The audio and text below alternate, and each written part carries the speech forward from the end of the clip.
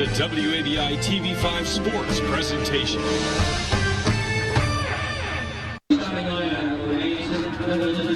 And a good afternoon from Fitzpatrick Stadium. Game 2 of our championship tripleheader about to get started.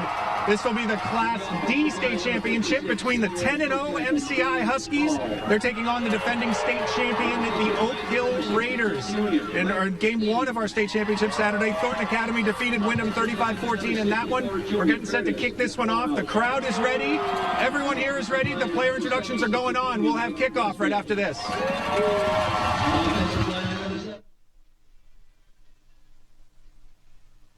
WABI TV5, your local sports leader for over 60 years, is proud to present live coverage of Maine's high school football state championship games.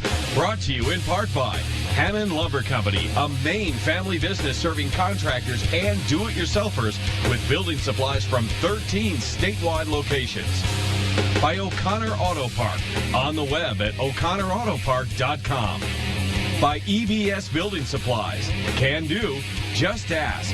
By Quirk Auto Group, statewide sales, parts, service, and online at quirkauto.com. By Varney Buick GMC. GMC, we are professional grade. By your Maine Chevy dealers, Silverado, the #1 selling truck in Maine. And by Portland Clarion Hotel, upscale service, affordable prices.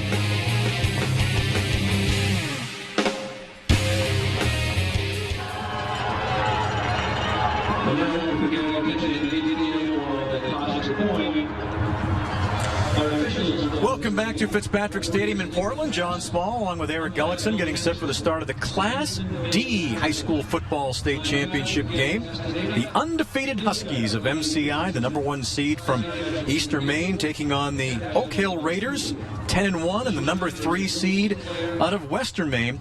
They're a #3 seed, Eric, but they're no normal #3 seed. Defending state champs, and they really had a tough road through the playoffs, but they made it through. Their experience carried them through. By no means an easy task, or really a 3 seed, 1 loss, and a pair of running backs that may be the best combo in the state at any level. And we'll be talking about them throughout the game. And, of course, for MCI, a 10-0 season. They had to roll through Bucksport in that Eastern Maine championship game. And we've talked so much about their running attack, and we're going to see that no-huddle, quick-hit offense today. They really move the ball. They speed up the play. They have 3 running backs who can really beat you at any time for big plays, and all 3 run very, very hard. And like we saw last game, as the game goes on, they wear down defenses, and they have all year. Well, as they do get ready for the coin toss here, we got to do the keys to the game, brought to you by Maine Chevy Dealers in Silverado, the #1 selling truck in Maine. And Eric, for each team, what do they get to do today? Well, for Oak Hill, the D-line depth. They really get down after the quarterback after the running game and shut teams down. They don't allow very many points at all. Bend but don't break is the story as well on that side of the ball. MCI control the line of scrimmage. Their big offensive line, one of the best in the state at any level. All these guys can really block, get downfield, and they like to hit and contain Mason Flaherty, the duo we spoke about, over 8,500 yards and 85 touchdowns combined over 4-year careers. Incredible 2 players. We saw them last year in the state game as Oak Hill has won the toss, and they will elect to receive here. A lot of folks are looking forward to this one today. 2 very good teams, 2 very good running attacks. Alex Mace can also catch the ball for Oak Hill. He caught a couple of touchdown passes in that championship game last year. Flaherty ran for over 200 yards. When you look at MCI, they've got a couple of backs. We all know about them, Eric, and they're fresh because, unfortunately, they were injured most of the year, and they've just come back in the last few weeks. A couple knee injuries for Eric Hathaway, Jonathan Santiago. Also, Alex Bertrand is a big power back that they have. But Hathaway, Santiago missed some time with those knee injuries they suffered in the John Baptist game, and they are back healthy. Talked to them both at practice, and this one means a lot to those 2 and this entire team, who is trying to end a pretty big drought. So MCI will get set to kick things off here. It will be Willie Moss doing the kickoff duties. And dropping back for Oak Hill is Steve Gilbert and Colby Spencer.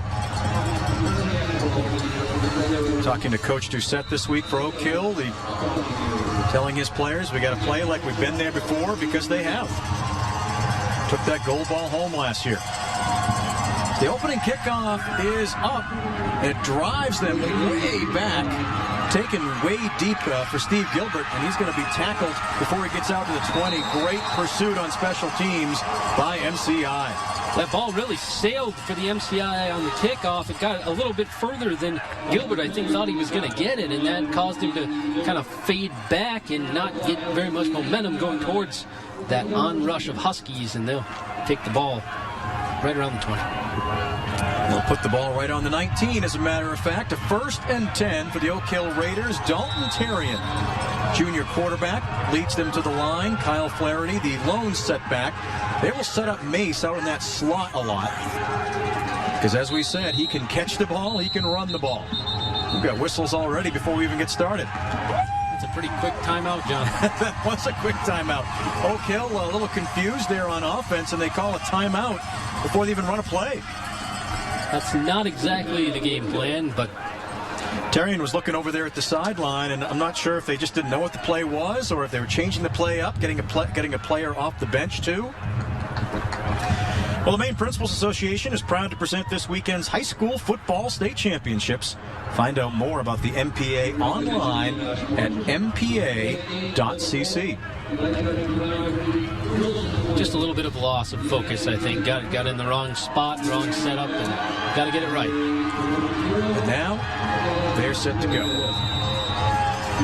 Class D state championship game, first play in the line of scrimmage here. Terrian barks out the signals, and they've got movement before he even takes the snap. And that's going to be a motion penalty on the Raiders. They'll back them up 5 yards. I think the cowbells are throwing them off. It could be. MCI fans have come out in full force today. They've got the cowbells. They've got a fever. They've got a fever. And the only prescription is? Some more cowbell. More cowbell. Okay, that's the only time we're going to do that today. 1st and 15 now for Oak Hill from their own 14. Terrian will hand it off to Flaherty, and the MCI defensive line just brings him down. He got nowhere, maybe even lost a yard. He really had nowhere to go. They got right through the line real fast on that one, and nothing doing at all as a group of Huskies get in there to bring him down. Back to the 13, a loss of 1 for a 2nd down and 16 now. And they'll spread that offense out. Terrian again with just Flaherty in the backfield. Terrian going to throw it this time. Looking deep downfield for his favorite target, and it is caught. What a catch out there by Colby Spencer. Yeah, that's just a deep ball. Really got a lot of air under that. Receiver able to run under it, come back for it a little bit, takes the big hit, hangs onto the ball. Real nice play by Spencer. 32-yard pickup. So Oak Hill, after a couple of mistakes to start the game, gets out of that hole. Here's the pitch to Flaherty. Flaherty trying to find some room off right tackle. Still on his feet, out close to midfield. That's the kind of runner he is. That big throw might open that up a little bit more. I think that's what they're looking for. Well, as we mentioned, Flaherty carried it 43 times in the state game last year. Already a couple carries here. 5-yard pickup, 2nd and 5 from midfield. They pitch it to Flaherty, dropped it, bounced right back up to him, and he'll maybe get a yard out of it, but boy, that was a fortuitous bounce. Came right back up to him. Real nice hands on that play to find the ball. We saw it in the first game on the scoop. Koza did it, and Flaherty finding the bounce. This turf definitely helped with that, and he is able to get it back a little bit past the line of scrimmage on that play. So they'll bring up a 3rd down and 4 here from the MCI 49. Just underway here in the Class D state championship game. Again, just Flaherty in the backfield, and they're going to give it to him. They'll try to run off left tackle this time. Oh, what a play in the backfield by Alex Bertrand. Right there to bring him down. Coach's kid really getting after the ball there. A little bobble on the exchange, and that let the Huskies get downfield on him, and he's fired up. Outstanding defensive play. So let's see what Oak Hill decides to do here. They're at midfield. 4th and 5, and they're going to punt it away. Flaherty is also their punter.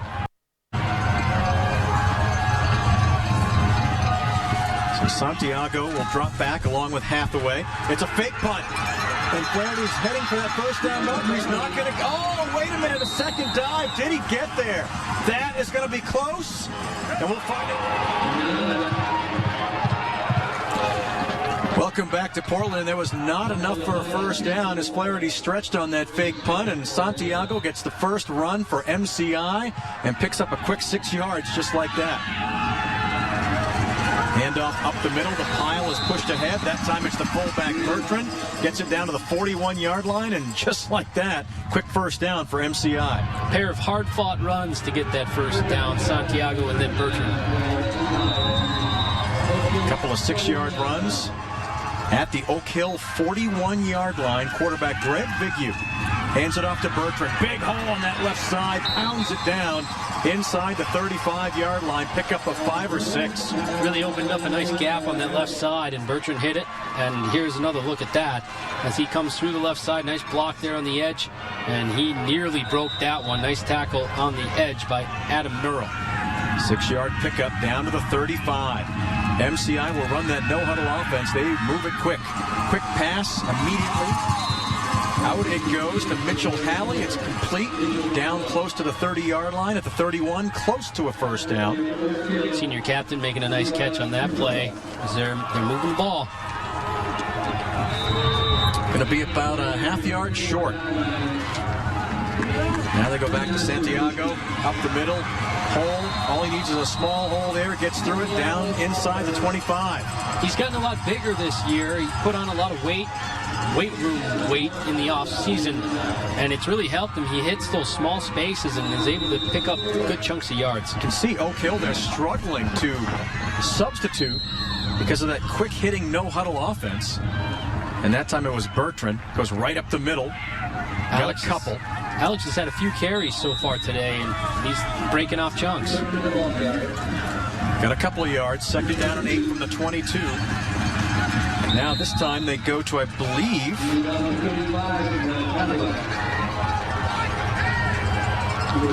who was at the bottom of the pile? Was that Hathaway? It might have been Hathaway. It'll be hard to keep up today, even for us, as they come to the line so quickly. Here's the pitch out to Santiago. Hathaway open up a hole for him. Moving ahead, trying to get close to that first down marker. I think he's going to be just a bit short, about a yard short. They sold the fake and got some space, and Santiago in space is pretty dangerous. 4th and 1 coming. Got it down to the 15. It is going to be 4th and 1. You know they're going to go for it here. Bertrand and Santiago in the backfield. Big play early in this game. They give it to Santiago. He's got a whole first down and much more. Down inside the 10 to the 9. Nice run, nice blocks at the line. Found some space and got more than enough for the first down. Ball just inside the 10-yard line. Huskies waste no time here. Right back at it. 1st and goal. Vignew now looking for Bertrand and Boyd. Actually Tolman, excuse me, and it got tipped up in the air, and he caught it on the rebound for the touchdown. What an acrobatic catch by Austin Tolman. The senior bats it up in the air, still able to track it down, and look at him bring it in anyways. Presence of mind, and beats the defender into the end zone for the touchdown. The Huskies out in front very fast. Catches it on the rebound. Extra point attempt. It is up, and it is good. 7-0 MCI. We are back to Portland right after this.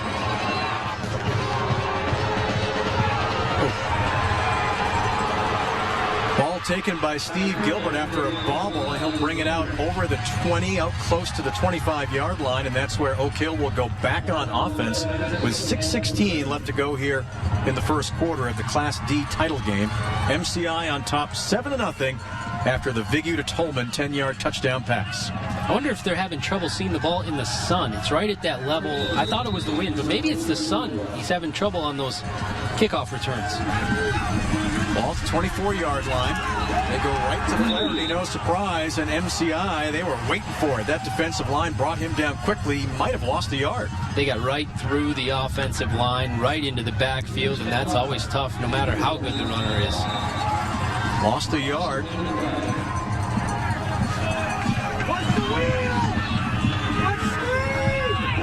Second down and 11. High snap goes over the head of the quarterback. Flaherty's going to have to fall on it, and he does inside the 5. Oh, what a big mistake there for the Raiders. High snap, and that's going to put them back inside their 5-yard line. Yeah, that's just a high snap. Just a really tough play for the quarterback, and presence of mind to fall on it down there rather than try and scoop it and miss it and result in a touchdown. So it is third down and Hadlock Field here. You would think Oak Hill will just run this football and try not to do anything crazy as they give it right up the middle. And look at that pile of maroon jerseys pushing the runner back. Couldn't see who that was. That was QB keeper. It was. That's Dalton Tyrion. Really nowhere to go. Everyone was looking around on that one for sure. So Oak Hill is going to have to punt it away here, and Flaherty will be punting from his end zone.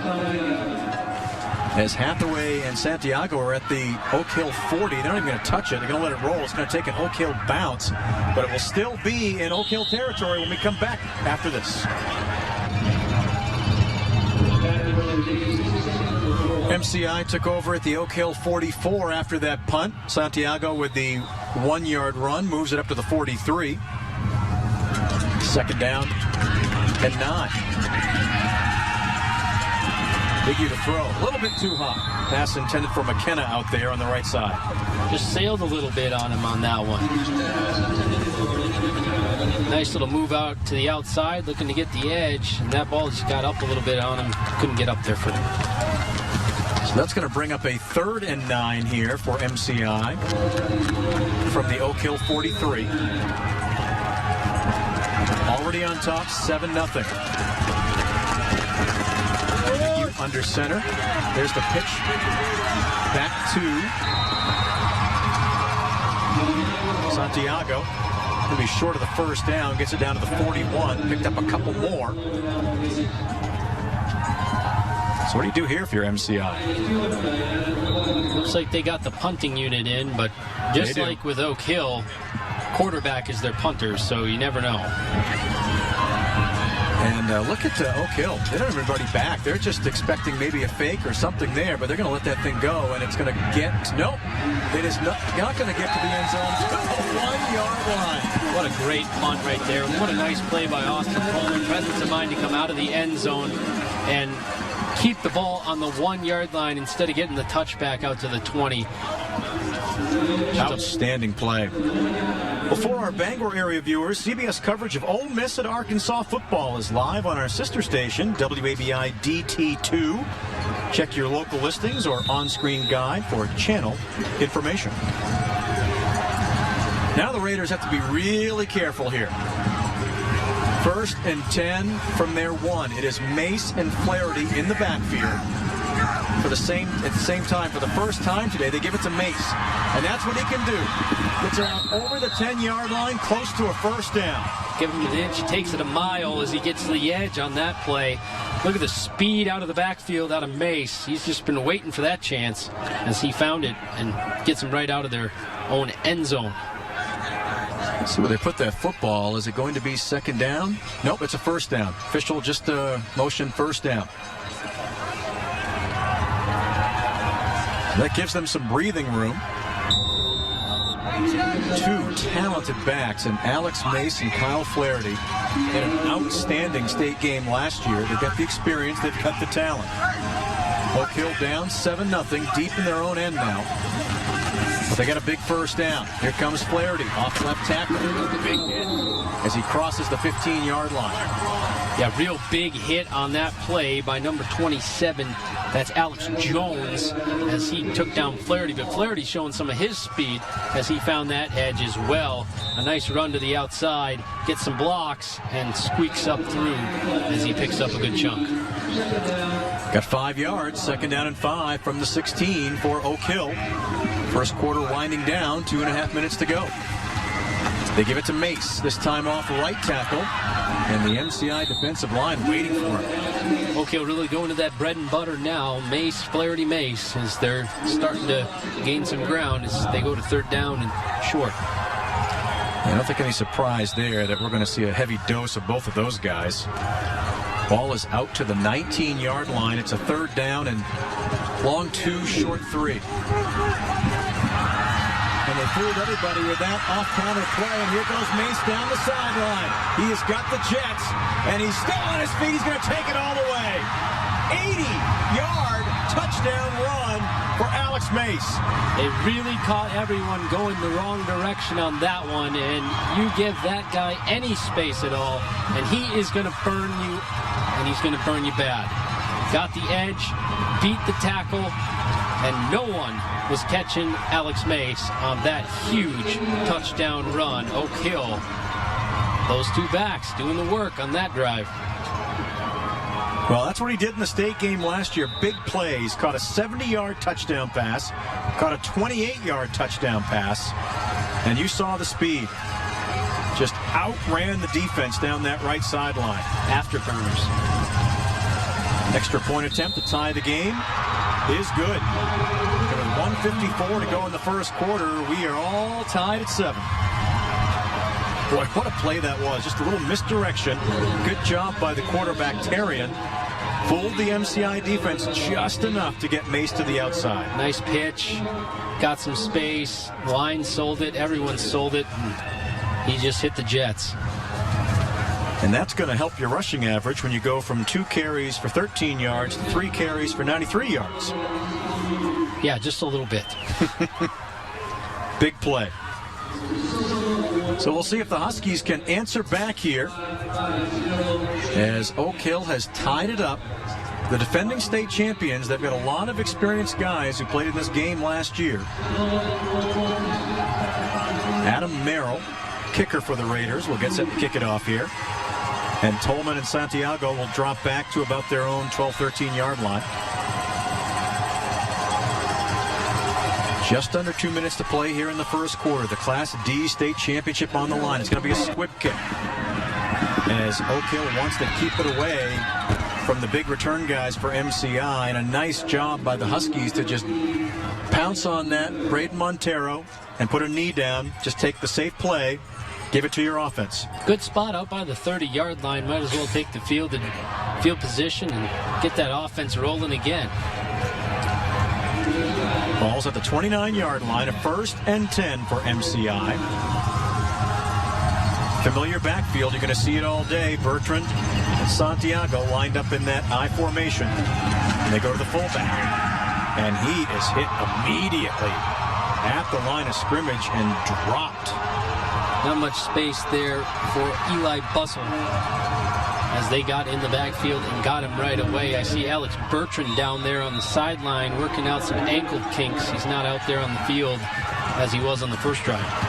So that was Buzzle on the carry. Now here's Santiago trying to turn the corner, and he does. Hauled down from behind, or otherwise that's going to be a 1st down. Great run by Santiago out to the 37-yard line, pickup of 10. Looks like the only guy on the field that could catch him, Alex Mace, got him on that one. Yeah, that's speed versus speed right there. 1:19 to go here in the first quarter. 3rd down and 3. Here comes the blitz. MCI picked it up nicely. Nice job by Viggy. He's got the 1st down. Little pass out to Bertrand, who's back in the game. Out to the 41-yard line. Picked up 4 on that pass play. Really sold it there. There were a couple guys in the backfield that bought the run on that play, and Viggy faked them all out and completed the pass to Bertrand to get the 1st down. Give the offensive line credit. They picked up that blitz and kept Viggy protected. 1st and 10 from the 41. Here's Hathaway. Off the left side, pushing that pile ahead. Gets it out over the 45 to about the 46, 47-yard line. I thought the first game moved fast. We're already in the final minute of the first quarter. They're moving the ball quickly, are the MCI Huskies, and a nice little run there by Hathaway. 5-yard pickup out to the 46. Huskies waste no time. Give it back to Santiago. He's got some blocking, but nothing materialized there, and he got back to line of scrimmage, maybe a 1-yard pickup. 33 seconds to go. A nice tackle in the hole there by Mike Pease as he brought him down. Nice tackle in the backfield. Probably get at least one more playoff here for MCI, the way they run it. 3rd down and 5. And as they're trying to draw Oak Hill off sides, did they? I thought they moved. He'll throw it. Got a man. It's Hathaway. Hathaway's got the first down and a bit more. Nice play. Another play-action play for the Huskies, and Hathaway, the running back, usually carrying the ball, but sometimes they sneak him out. He had a touchdown catch in the Eastern Maine Championship as well, and gets right into the hole in the defense there, and he gets the first down as they're on the move again. Yeah, they're going to get one more playoff here with 2 seconds to go in the quarter. Bertrand takes the run right up the middle, down to the 40-yard line, picked up 7, and that will do it for the first quarter of play. 7-7 your score. We are back after this.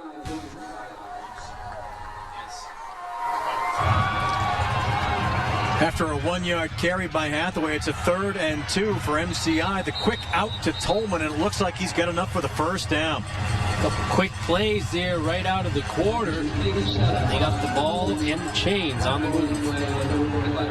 Picked up another 4 or 5 yards on that pass play. And MCI wants to keep it moving. Ball is at the 37-yard line, a 1st and 10. Here's the give right up the middle of the fullback. Bertrand takes it down inside the 35 to about the 33. He's one of those running backs that looks for the hit, because I think he just likes getting hit that much. Finds the guy, knocks him over, keeps running hard. Picked up 4 yards there, down to the 33. It's a 2nd down and 6. Here's the give to him again. Why not? Pushes that pile ahead down to about the 30. Picked up 3 more yards. Somebody got the shoestrings on that one. Looks like 36. For those of you watching at home, we're not just doing this game in real time. This is how fast the MCI Huskies move the offense down the field as they call a timeout. Coach Bertrand didn't like something there as he'll walk out to talk to his team with the timeout. They have that no huddle offense. You'll see the yellow pitcher cards on the sideline, much like what they do in some of the college teams. Oregon's one of those teams. They send in their signals that way. Speaking of college teams, we have a final from Bangor. MIT has defeated Hassan 27-20 in overtime. Hassan led by 3 in the final minutes of the game. Turned the ball over on downs. MIT got a field goal to tie it and won it in overtime. A tough end to an amazing season for Hassan. Had a great season. So after the timeout here, it's going to be a 3rd down and 3 for MCI. We are tied at 7, the Class D state championship game. Oak Hill, the defending state champs. MCI looking for their first title in 40 years.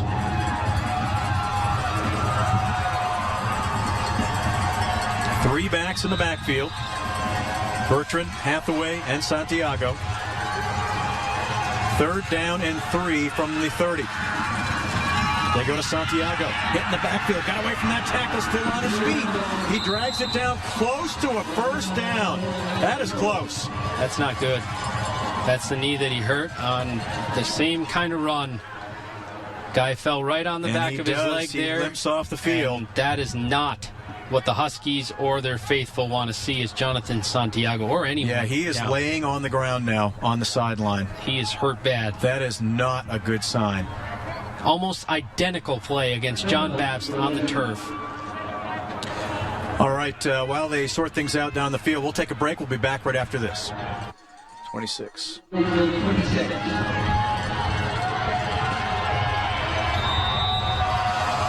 It was a first down after the measurement for MCI, but more concerning right now for the Huskies is Jonathan Santiago, who is being tended to on the sideline. He is still laying right where he limped off behind his bench as Hathaway got the carry that time off the left side. They're down there working on him. If there is any chance that that guy can get back in the game, he will do it. Hathaway got a couple of yards down to the 24. It'll be 2nd down and 8 for the Huskies. Now it's just Bertrand and Hathaway in the backfield. They give it to the fullback. He was hit immediately at the line of scrimmage and dragged down by the ankles. A nice play there by Samson LaCroix, the nice linebacker for the Raiders. LaCroix really got in there, got the ankles, brought him right down. And let's see, did he get a yard out of that? Back to the line of scrimmage. Got a yard. 3rd down and 7. Biggie throws it to Tolman. It was tipped, and he caught the rebound again. Not enough for the 1st down. Austin Tolman just showing some athletic moves. Look at him come back for the ball on this. Despite the tip, he still gets his hands on it, gets the mitts, brings it in, but not enough. As you said, for the 1st down, it's 4th down. He got a couple of yards, so it's going to be 4th and 4 here. Actually, really almost 5. 4th and 5 for MCI as they try to keep this drive going.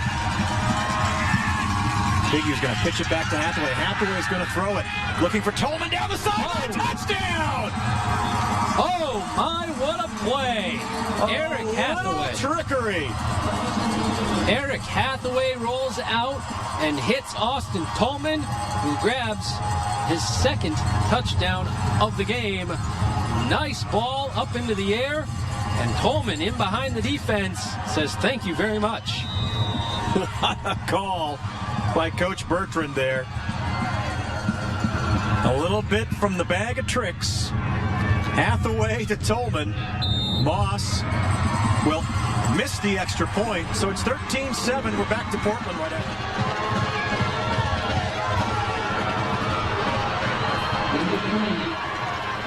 So MCI kicks off after the touchdown. The return will come out to about the 32, 33-yard line. We're going to see this play again, Eric. What a great call. Drops back, gets the arm under it, and Tolman just beats everyone down the field to the ball. And the shout out. Boy, that's a big play, too. After your star running back goes off with an injury, and you could really get your heads down, but they kept their composure, and they score a touchdown. From the 33 now, Oak Hill. Here's Mace. Cuts it back inside, right up the middle. Spins around for the 1st down. He's just an amazing runner. It looked like he was going to get hit, maybe 3-yard gain, and he somehow just pops out of there right here. It looks like he's kind of trapped and finds a little gap and picks up a nice gainer to get the 1st down. 11-yard pickup to the 44. He's over 100 yards now on the day, thanks in part to that 80-yard touchdown run. Now here's Flaherty. Oh, hitting the backfield and dropped for a loss. Nice play by the MCI defense, led in there by Jimmy Hall on that tackle. He got right through, got after him, and that's what they're going to have to do. They're going to have to hit him in the backfield, because once these guys are getting any space at all, they're breaking up big runs. 2nd down and 11 now from the 43. Terrian going to pitch it out to Mace, and it looked like MCI had to tackle twice in the backfield, and somehow Mace got back to the line of scrimmage and may have even gotten a yard or two. We're going to send it down the field. Rob Poindexter's got an update on Jonathan Santiago. John, real quick, I just spoke to some members of the MCI staff. They said Santiago has a cramp in his left calf area, and they do expect him to come back in and play some more. All right, thanks, Rob. Boy, that is good news. Very, very good news, especially with a guy who's had the knee injuries already this year. Yeah, that's the first thing you think of when you saw him go down like that. But from what Rob just reported, if it's just a cramp, we should expect to see him again. 3rd down and 9 here for Oak Hill. Terrian's going to throw it. Going to heave it downfield. Got a man wide open. Wide open on the run is Kyle Turbo in for the touchdown. 55 yards. Just chucked it. Got back, threw it as far as he could, and in behind the defense was Turbo for a huge touchdown. 45-yarder for the touchdown that could put them ahead if this extra point is good. The big throw up into the sun, and he just got in behind the defense, and off he goes. There's your touchdown for Oak Hill. That's what this team does. They are a big play team. Already an 80-yard touchdown run. That a 55-yarder in the air. Kick is up. It is good, and Oak Hill.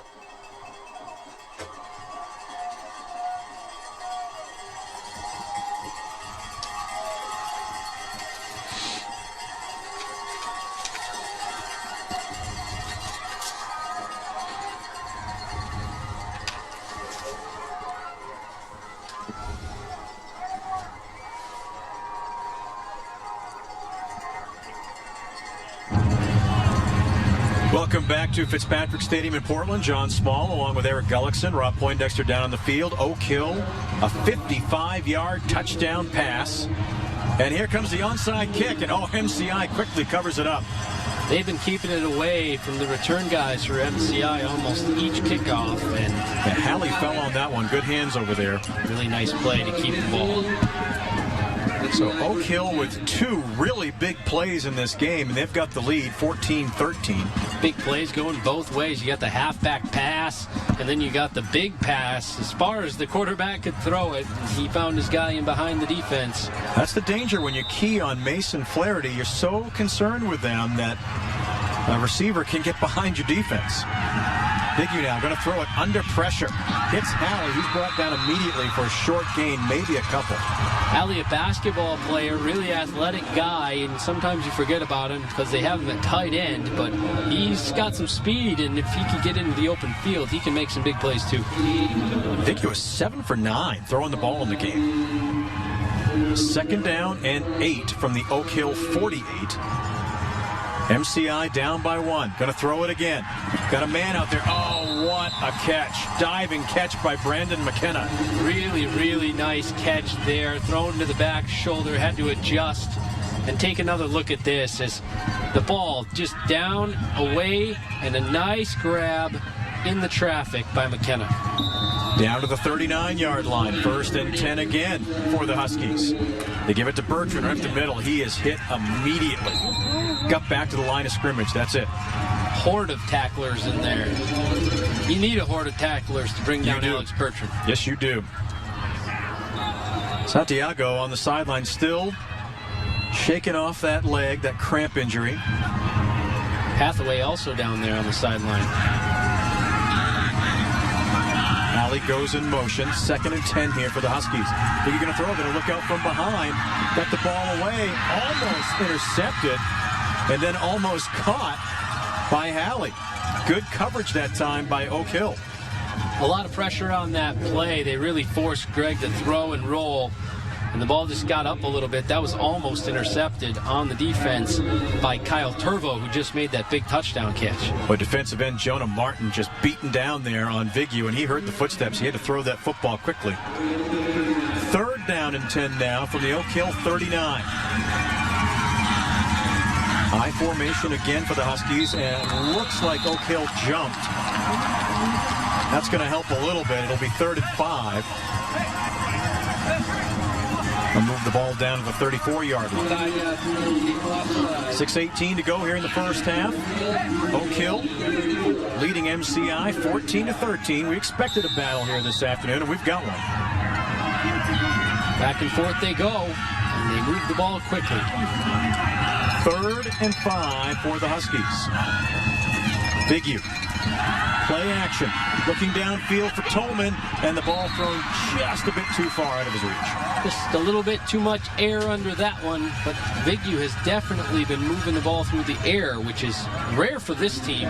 He's thrown the ball 12 times now. That is very rare for this team, but as we said, both Eric Hathaway and Jonathan Santiago are on the sidelines right now being worked on.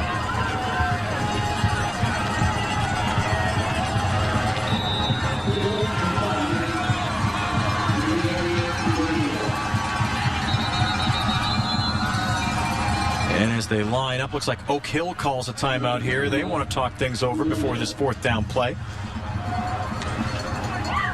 So a big play here for MCI, down by a point halfway through this 2nd quarter. Maine Principals Association is proud to present this weekend's high school football state championships. Find out more about the MPA online at mpa.cc. Well, a big 4th and 5 coming up here for MCI, as they need to answer back again, John. I think he was actually 8 for 11 now on the afternoon, as Hathaway had the touchdown pass to Tolman. Another one to come tonight, scheduled for 6:06, the Class B game. Brunswick taking on Marshwood. That should be a dandy of a game. Really should. Yeah, Hathaway is on the bench too. They've been talking to him. Looking to throw. Got a man. It's Tolman, but he's going to be short of the first down. He caught it. But he caught it at the 32-yard line, only a couple yards. And the turnover on downs will give the ball back to Oak Hill. Austin Tolman is just really an athletic receiver. He's going up and getting whatever he can get. Unfortunately, that one just brought him back a little shy of that first down yard marker. And it's Oak Hill ball going the other way. So Oak Hill will take over at their own 32-yard line. Mace and Chad Merrill in the backfield. It is Mace. Boy, he is so hard to bring down. Looked like he was going to be dropped for a loss, and I think he made it back to the line of scrimmage, and now Alex Bertrand is limping off the field. He's kind of been tweaked all game. That would be 3 of their top 3 running backs off the field if he can't get things worked out today. Yeah, this is not good news right now for the MCI Huskies, down by a point, and a lot of your talent injured on the bench. 2nd and 9 now. Terrian going to throw it to Mace, and why not? He catches it, got stuck right as he caught it, but still hung on. Real nice hit. Tackle. Brandon Montero again. A nice rollout pass by Terrian there as he hits Mace, and Mace has been all over the place for them already today. Expect more of that. An 8-yard pickup out to just over the 40-yard line. 3rd down and 2 now for Oak Hill as they try to keep this drive going. They give it to Mace. He's got the first down and more. Takes it into MCI territory, just hauling Huskies with him down to the 45-yard line, a 15-yard run. Mace gets a little bit of space here. A nice block through that left side. They go, and they're going right at where Alex Bertrand would be. And that is a big hole now. Their captain on the defensive side of the ball off the field. Looks like a cramp. Well, last year it was Flaherty in the state game who had all the carries. It looks like now they're going to Mace, who's up over 100 yards, and why not? This time they will go back to Flaherty. He runs off left tackle. He's got some space. Another big gain, 6 or 7 yards up the field, down to about the 37-yard line. It's like, I see what you did on that play, and I'm going to try and do better on this one. They definitely have to have a competitive rivalry with one another because they're both running real hard. Yeah, MCI is calling a timeout here. They've just got to kind of stop this progress. And Oak Hill's just marching down the field. Got a 7-yard pickup on that play, down to the 38-yard line. Well, you can purchase a DVD copy of this game or any of the state championship games. For more information, visit our website, wabi.tv. Fast-moving first half, Eric, 4:18 to go. Both teams love to run the ball, move the ball on the ground, and a lot of coats on some big-name players for the Huskies as maybe this half can't get done soon enough so they can get some of these guys back. It's almost like they just want to hang on, get to the locker room, see what they can do with the injured players, evaluate them, and get them back out there if they can. Yet putting the jacket on Hathaway now. Well, he was hurt during the week. He missed a couple practices, so he's fighting some other stuff off too. 2nd down and 3 here. Oak Hill going to go for it again. Kind of lobs it up there. And almost a great interception by Braden Montero. Almost came down with that. He's made some real nice plays today out there on the edge, from hits to pass breakups, and here he nearly has the interception. This one got up into the sunlight region there. He kind of had a bad angle on it. but he did a nice job to knock it down. 3rd and 3 now from the 38. That kind of wobbled up there for a while. It's the first incompletion that Tarian has thrown. 3rd down. Tarian going to keep it. And he'll be hauled down from behind, short of the first down. Nice job by the MCI defense. Yeah, they really got in there quickly. That looked like Jimmy Hall, 56, in there amongst a few other guys, but Hall down there by the ankles as they make it to 4th down now. No game. Question mark time for Oak Hill. Yeah, you got to think they're going to go for it here. They've really moved the ball at ease the last few drives, and why not? This is a big play for the MCI defense. Big play. And it actually looks like they're lined up in punt formation.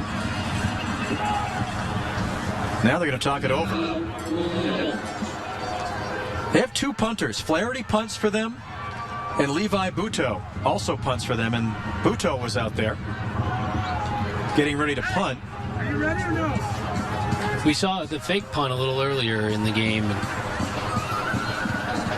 Well, for our Bangor area viewers, CBS coverage of Ole Miss at Arkansas football is live on our sister station, WABI DT2. Check your local listings or on-screen guide for channel information.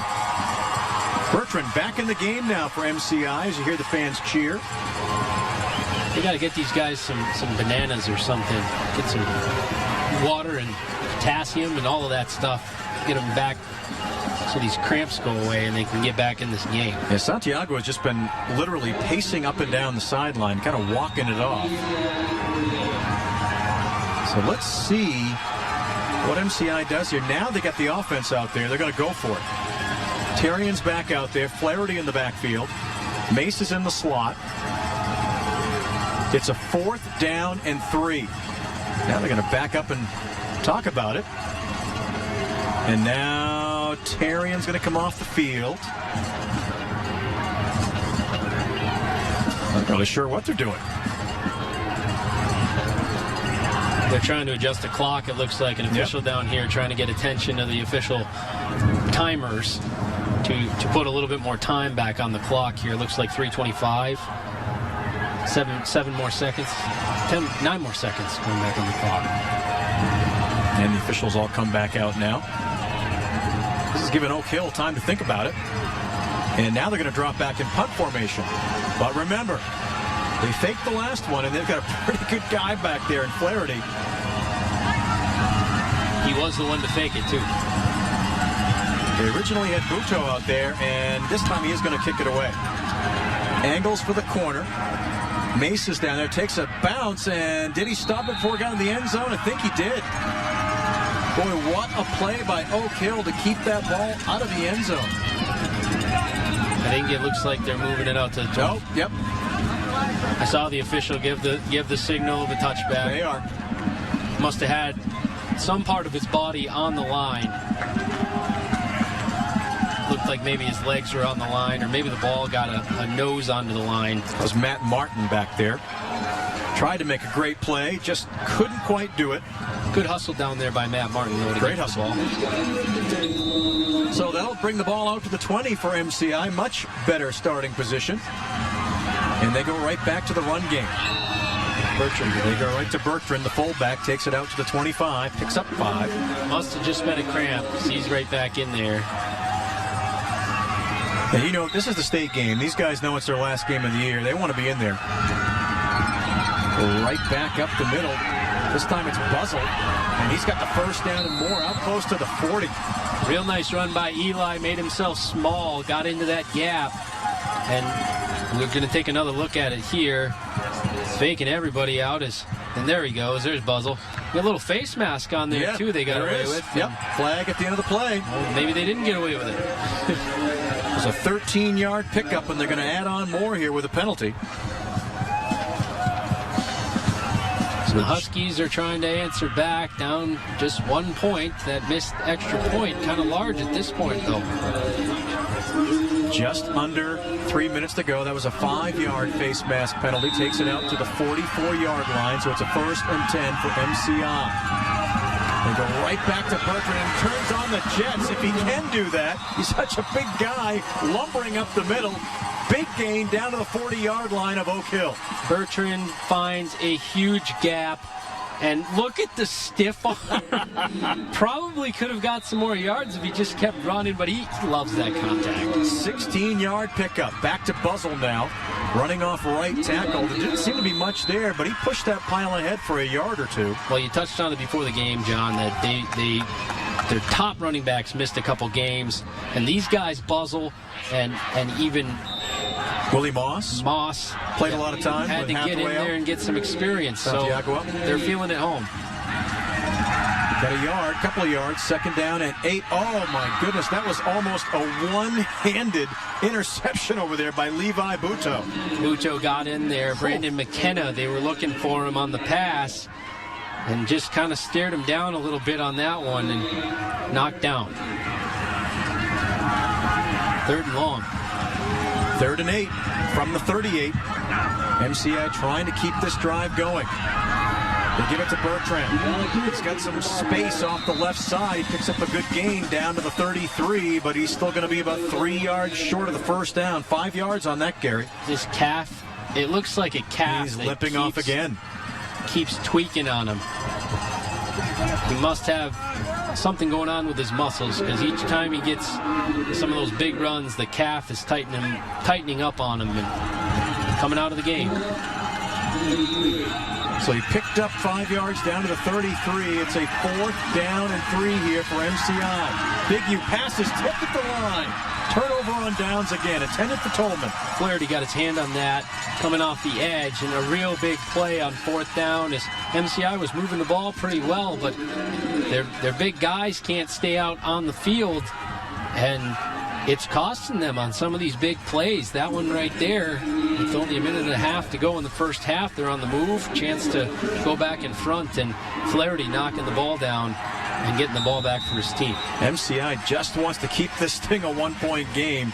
Oak Hill has the big play capability to go down here and score with a minute and a half. From their own 33, they give it to Flaherty. Flaherty picks his way along the line, gets tripped up over the 35. Again, he's stopped at the line of scrimmage and still manages to pick up 4 yards. These guys are sneaky in the small spaces. They're definitely finding extra yardage where there appears to be none, John. Yeah, he got 5 yards, actually. 5 yards out to the 38.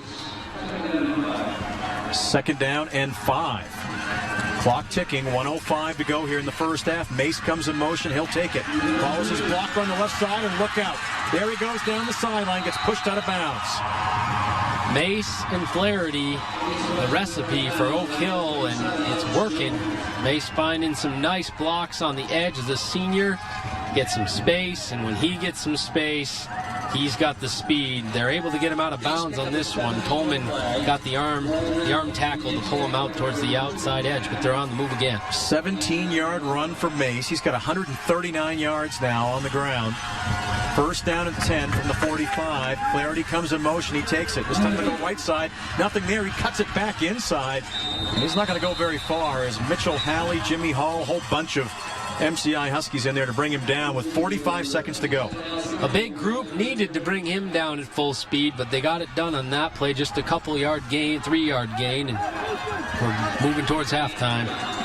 35 seconds to go. Oak Hill not really moving along here. They can throw it down the field, though. We've seen it. Big play. Here comes Mason motion again. They'll give it to him. Following his blocker on that left side.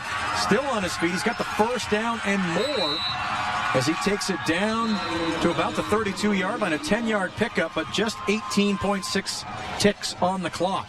Bumped here, hit there, bumped some more. Get off me. I'm going to get this 1st down. And the kid just runs so hard. 9 yards to the 33. And they'll spike it with 13 seconds, 12.9 exactly on the clock. Real smart choice. We've seen that he can really get it up in the air if they want to take that shot. He's made the big 55-yard touchdown pass, floated it down the field, and now it looks like we got a timeout coming for MCI. MCI wants to talk things over here. They know the Raiders have big play capability. We saw it in the state championship game last year. We've seen it here today. They're 2 touchdowns, 80-yard run for Mace, 55-yard touchdown catch for Turvo. And they are well within striking distance here, Eric, as you mentioned. If he can heave the ball down the field that far, he can get to the end zone here. And who knows if they have some trickery. I mean, we already saw the halfback pass out of MCI. I'm sure, judging by the athletic speed of both Flaherty and Mace, I'm sure they can throw the ball too, and maybe they do some end arounds and you get really crazy, do some hook and ladders. Who knows? We got 13 seconds. They could pull something out here, John. They don't have any timeouts. So whatever they do is either got to be to the end zone or a quick enough play that they can get up and spike the ball again. It is second down, though, remember. 3 wide receivers. He's going to look down the middle of the field for Mace. It's tipped, and Mace almost had a chance at it, but it's knocked away by MCI. Montero again. He's just been flying around the field on passing plays and knocking them down, tipping them away, and keeping Oak Hill from getting some big pass plays in this second quarter. So the Raiders will get one more crack at it here. 5.5 seconds on the clock. They lead by 1. And again, they'll spread them out. They leave Flaherty in the backfield.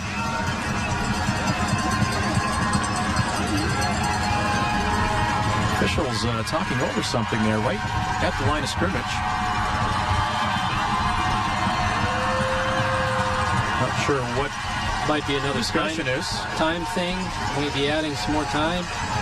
It may be. They're going to come to the sidelines again.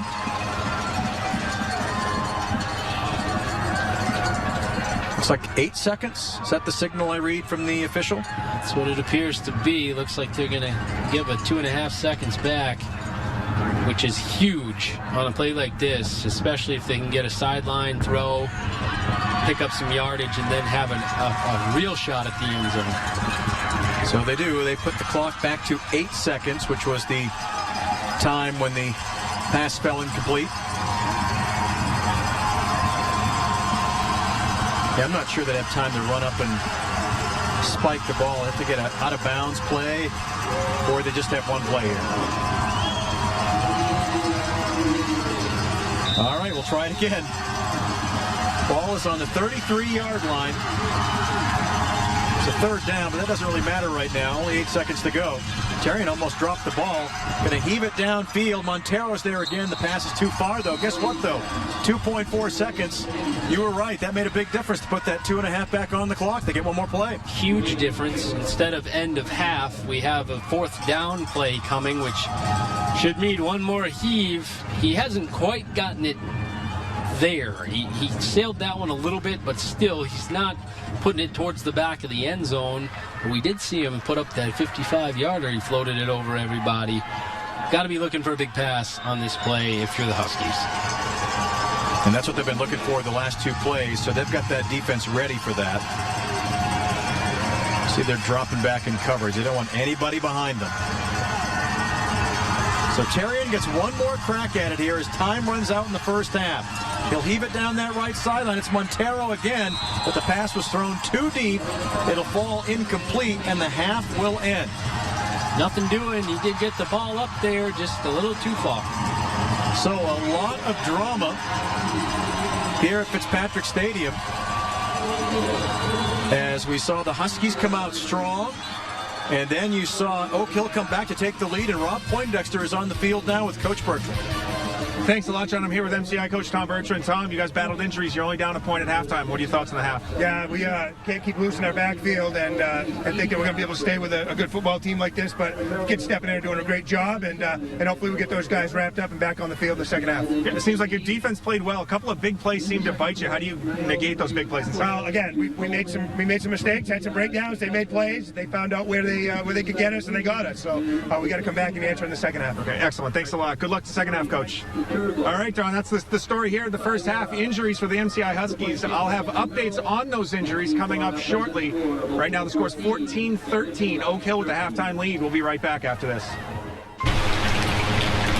He just came in and complained of a really bad headache. 10 minutes from, Mom, my head really hurts, to when he went into cardiac arrest and was gone. Nolan Berthollet was an extremely well-rounded student athlete, preparing for his freshman year at Maine Central Institute. He was very talented in music. He was an exceptional drummer. He used to draw and paint. He kept saying he wanted to go to MIT. He just loved nature. He was exceptional in soccer and showed a lot of promise for football. But in July, weeks before captain's practice, Nolan suffered a brain aneurysm, which caused his death at just 14 years old. 1 in 50 people have a brain aneurysm. It doesn't matter how old you are.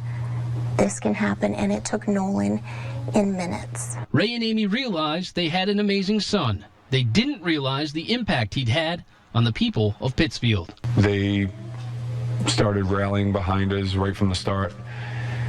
And even now, I mean, people are there, to help us with anything. He touched more people in 14 years than most of us do in a lifetime. The community hung orange ribbons in Nolan's memory. Orange was his favorite color, and when you look into different colors and what they mean, orange signifies creativity. The number 13 still appears in many places around town. Ray's brother, who drove a race truck down at Seekonk Speedway, and his number was 13, and he finally won a race.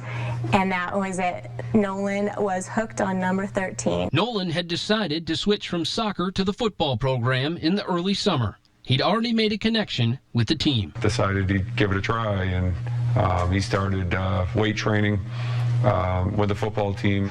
He liked the camaraderie of the football team. It was different than in soccer. The Huskies have brought a person wearing 13 with them to every game. Made a commitment to the team that I would be there at every game, and I've gone to every varsity and every JV game. Even on the road, I ride the bus with them. It's not just for them, but for me also. Nolan's Orange 13 has reminded Central Maine of the big picture. People are just amazed at the support of our little town. So if that can spread, that's something Nolan would have loved. He probably would have made a huge impact in the world. But hopefully he still can. One person alone can't change the world, but all of us together can make a difference. Time you feel you're this bit tired, you look at the guy next to you and you get it done. We're doing summer workouts, and he was coming to him, and he was starting to become one of our teammates, our brothers. In my 3 years here, I haven't seen a single freshman come in and just be part of the group like that, especially coming from another sport.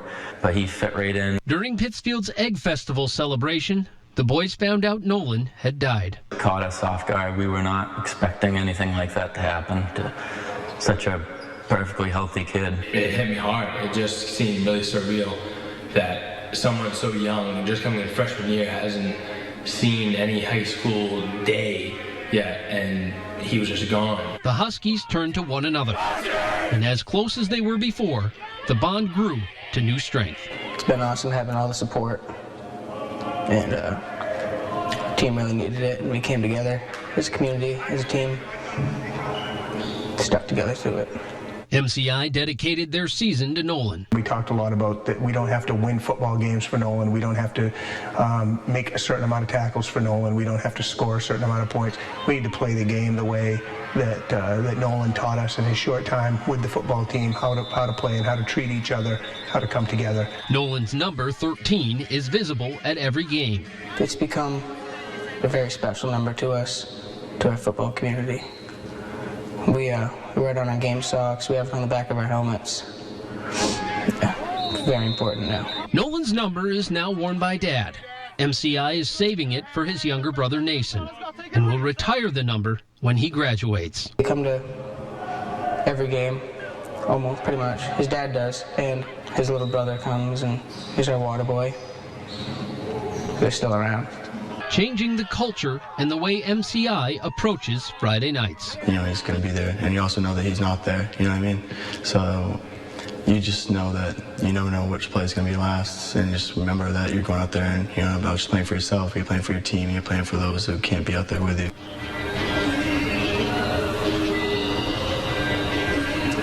And coming up this July, some of the best high school players in the state will be competing in the Lobster Bowl Classic. The annual event takes place coming up later on in July. I'm joined here by Rick Hersom. He's been working with the Lobster Bowl, a fundraiser for the Shriners, for the past 17 years, where they've raised $500,000 over the 25-year period. Rick, give us a little rundown of what the Lobster Bowl is all about. Well, it's all about raising money for children to attend our hospital.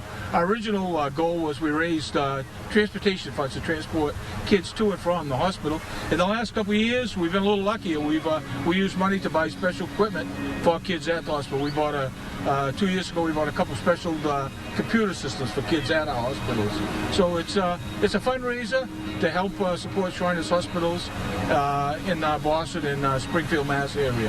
And tell me a little bit about the selection process, how these young athletes and cheerleaders, you were saying, get selected. Well, the coaches, right after in February, the coaches get together, Coaches Association get together, they select their coaches, different classes. I think this year is going to be Class D coaches.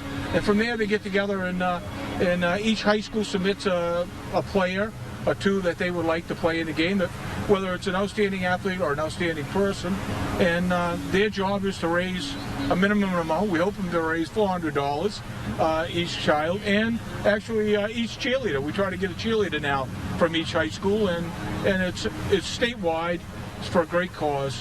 It's to help children, make a difference. Excellent. And it's July 18th? July 18th. We start off, we'll be having a team meeting in April with all of them. We bring all the players and cheerleaders in. Then we usually bring in a patient and explain why we do this. And then we kick it off with a golf tournament, a week of practice for the players and cheerleaders, and end it all on a Saturday night in July in beautiful Bedford, Maine. Excellent. I'm assuming the weather then will be a lot nicer than it is right now? It's a lot nicer. I'm telling you what. I was in Orono last night, and here today it's football weather in Maine, though, so hey, what can you ask for? Excellent. Thanks a lot. We're not in Buffalo. Yeah, we're not. We can always thank for that. Thanks a lot. Rick Hersom from the Lobster Bowl. And one of the players we might see in the Lobster Bowl, Jonathan Santiago. A little injury here in the first half. He's expected to give it a go here in the second half. Tim Throckmorton has his story of an exciting trip from Lawrence, Massachusetts, all the way to Pittsfield, and he just started playing football. Back home, we didn't have a middle school team, and we had a town team, but it allowed us to, we had to pay for the town team, and I couldn't really afford that. But coming here, football, like joining the football team was free, and I always like playing like the sport and playing catch and stuff, so then I'm like, oh, might as well just try it out. It worked well for him after his freshman season.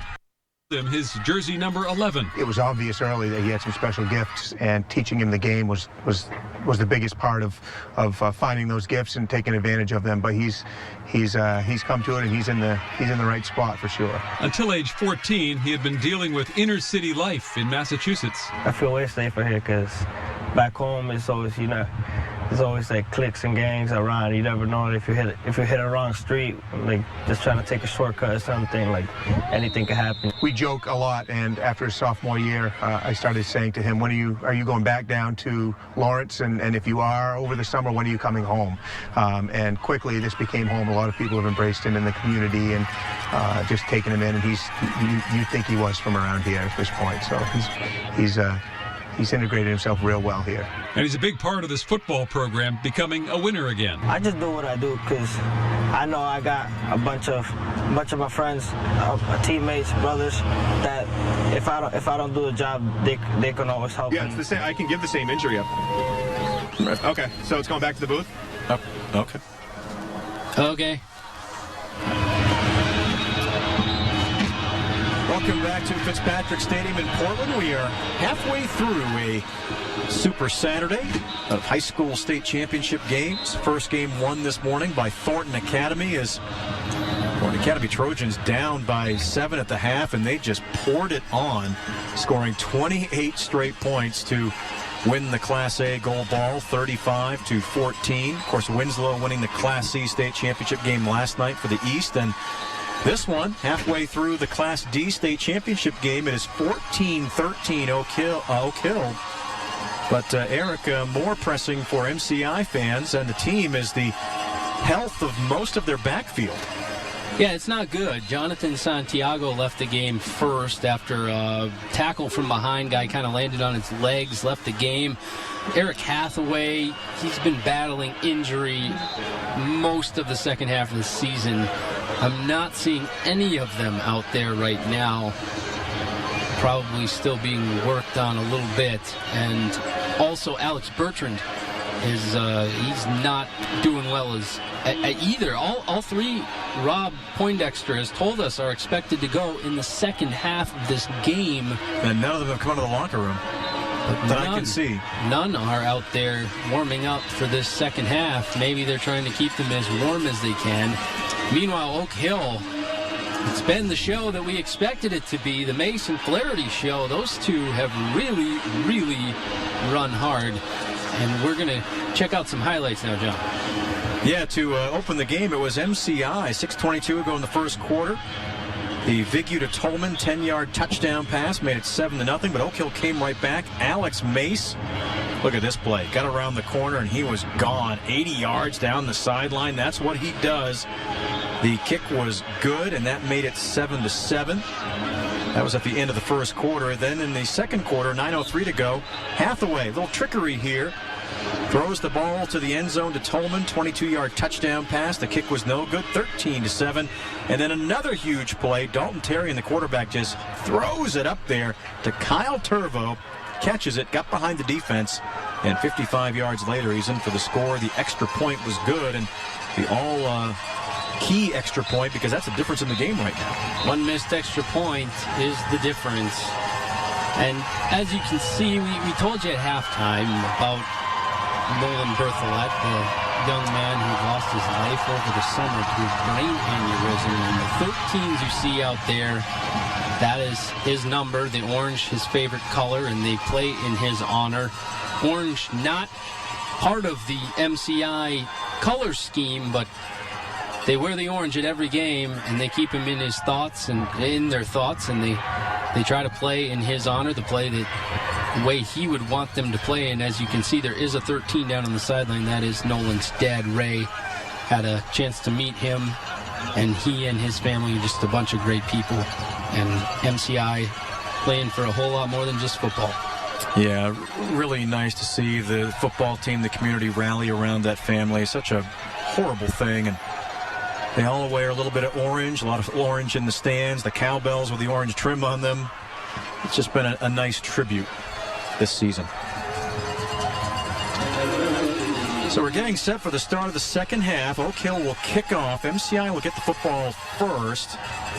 And still looking down toward that end zone, Eric, and haven't seen the injured players come back yet for the Huskies. Santiago walking back towards the field now. He doesn't look like he's ready to play. No. Ball bobbled by the Huskies as it is picked up in the, or somewhere right around the 20-yard line. That's Adam Bertrand.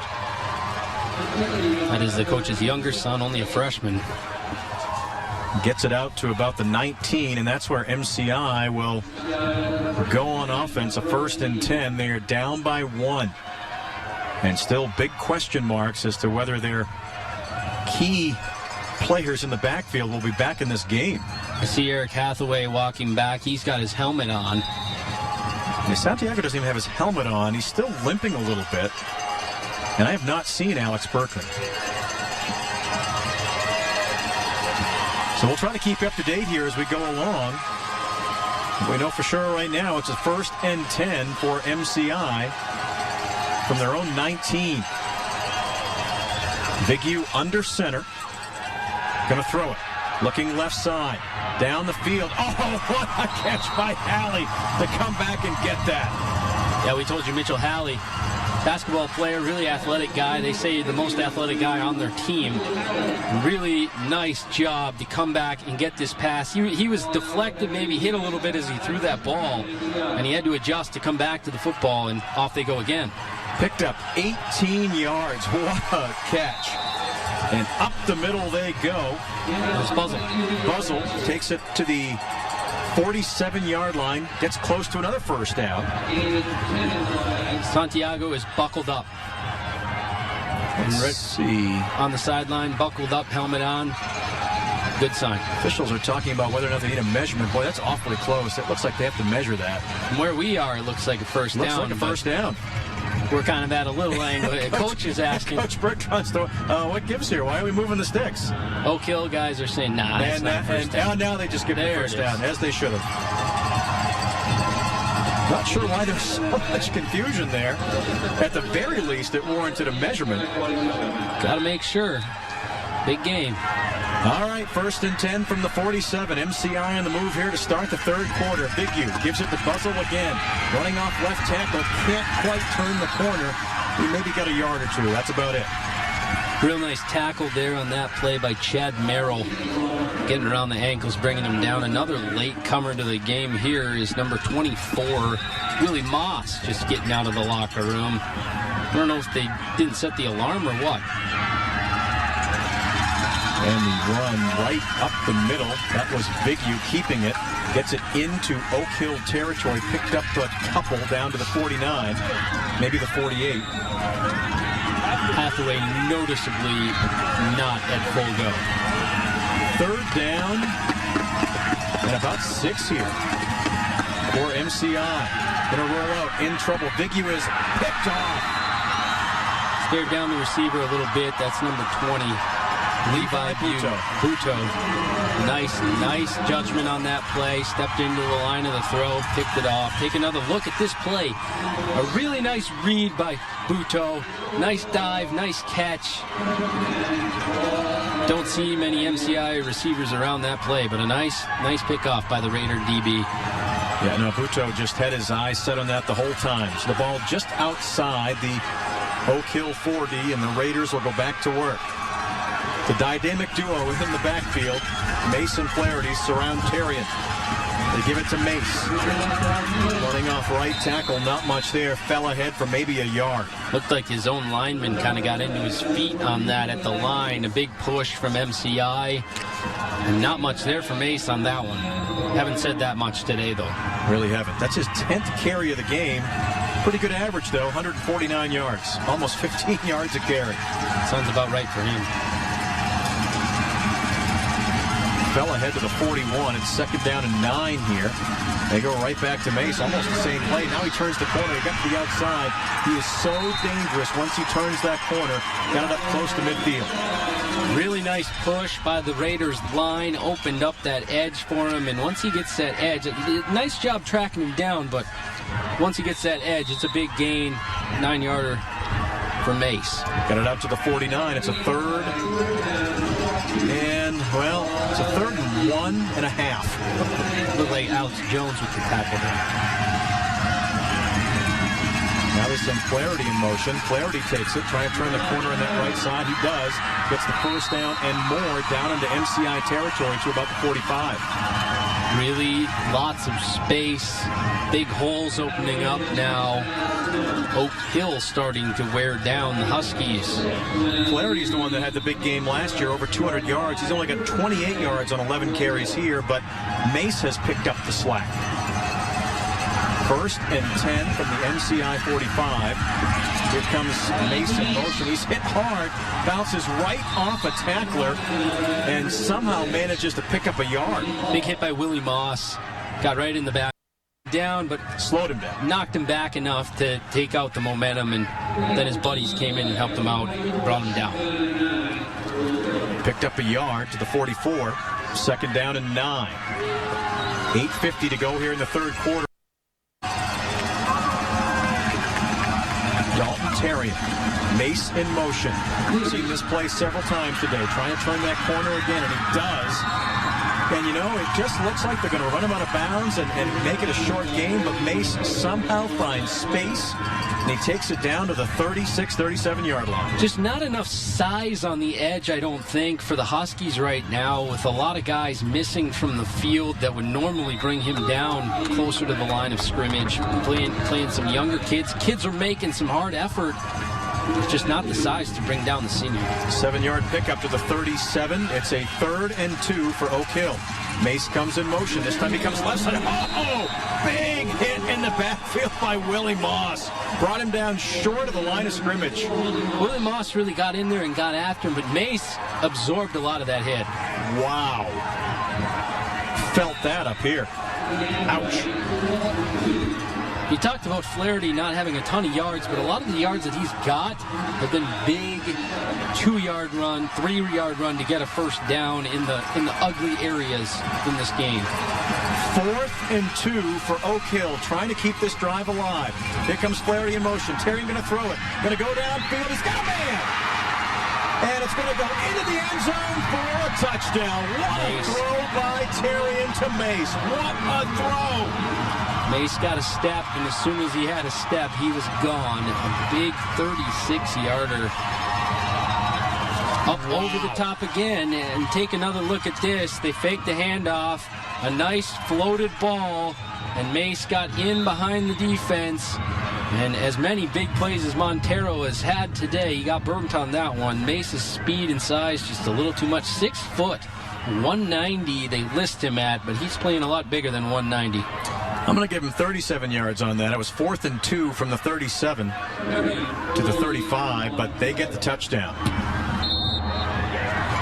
Merrill on for the extra point. It's good, and it's 20. Well, wait a second. They gave him the wrong number. I'm confused on the score. 20. Squib kick again by Oak Hill, and MCI will fall on it. Dylan Fitz out there to haul it in and just make sure you keep it. And MCI will have good field position here. The ball just over their 35. They got some work to do now. They're down 21-13. Santiago and Bertrand back in. So here we go. Let's see what they can do. And Bertrand doesn't get far. Back to the line of scrimmage. That's about it. Watched Hathaway try and work out whatever's going on with his legs, and he's noticeably limpy over there, having trouble getting the legs moving. But 2nd down and 10. As Big U gives it to Buzzle. Buzzle off left tackle, and boy, he's just swarmed by Raiders. He maybe got ahead for a yard or two. That's it. Santiago trying to shake off that as well. And Bertrand's already back on the sidelines after that short little run. Not much there for him on that run. Yard. Oak Hill starting to ratchet it up. 3rd and 9 for the Huskies. Big U going to throw it. Fires it over the middle, but it's deflected again. I think it's the 3rd time today he's had a pass knocked down at the line of scrimmage. Flaherty's had 2 of them. He got his hands on that ball, too. Kid's really athletic. Watch him get up, read the eyes, and jump, and took it right off the face, it looked like, maybe a little bit. Yeah, he's feeling good about that. Oak Hill, nice deflection. And MCI is going to have to punt here. As much as they would like to not give the ball back. Oh, that was a heavy rush by Oak Hill. They sent everybody, and a good kick by Vigu. And it will roll to a stop at about the 23-yard line. We'll come back right after this.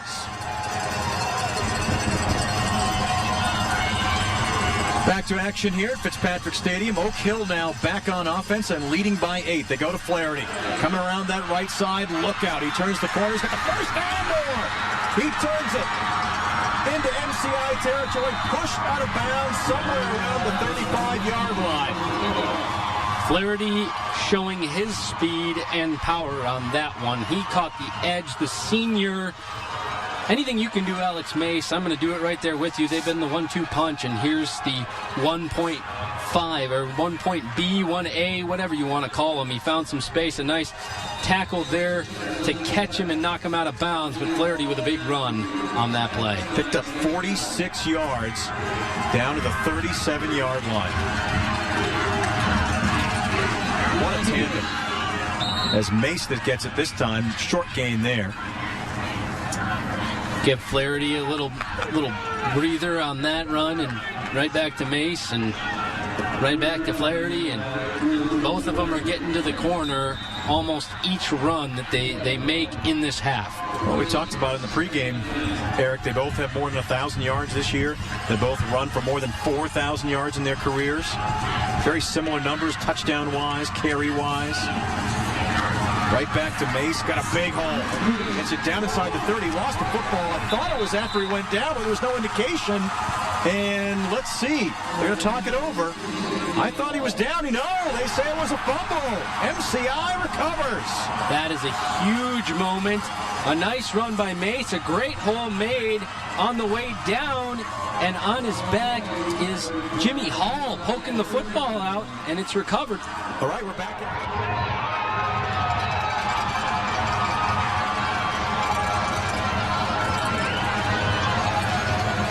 Well, after the turnover, now they're saying another turnover. It looked like Buzzle fumbled in that pile there. Wow. Buzzle with a 5-yard gain. He went into a pile. I never saw anything happen. It must have happened in that pile. Must have somehow found the ball in that pile.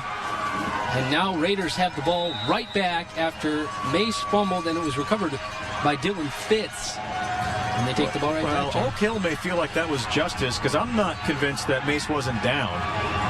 No video review in high school football. Right. Call was the call. So the Raiders get it back at the MCI 36-yard line after the fumble by Buzzle. Terry going to throw it over the middle. Oh, what a catch by Jonah Martin, heading to the corner of the end zone. And is he in? No indication. Oak Hill wants a touchdown, but I think they're going to mark him at the 1. I think they're going to give it a touchback. They're saying he lost the football before he went in. You are right. Oh, my goodness. That's 3 turnovers on 3 straight plays. That is unbelievable. Let's see what we can see what happened here, Eric. A great pass over the middle, a great run. He finds a lot of space. He switches hands. He gets to the edge, and a great tackle. What a tackle by Austin Tolman, who's had an amazing game today. And he did knock it out before he got into the end zone. Oak Hill can't believe it. They thought they were going up by 2 scores. Instead, they're only up by 1 score as we're midway through the 3rd quarter, and the ball is going back and forth and back and forth. That's on that far corner from the press box here. I did not see the ball come out in live action, but our replay clearly caught it. And MCI back in business at their own 20. What a turn of events here. Turnover, turnover, turnover. Wow. So, Santiago back in there, gets back to the line of scrimmage. Here's another look at that, over the top. Great pass, finds his space, a nice run, switches hands like you're supposed to. A great block back there. Wow, he lit him up. And then look at Tolman just reach right there and knock the ball out. And it hits the goal line marker on its way out, so that is a touchback. Unreal play by Austin Tolman to keep the Huskies in this game. Incomplete pass on 2nd and 10. So that's going to bring up a 3rd and 10 now for MCI from their own 20. Trying to make the most of an opportunity right here, and MCI was moving, I think. Biggie going to throw it over the middle, and it is incomplete. But I think the penalty is going to go against the Huskies.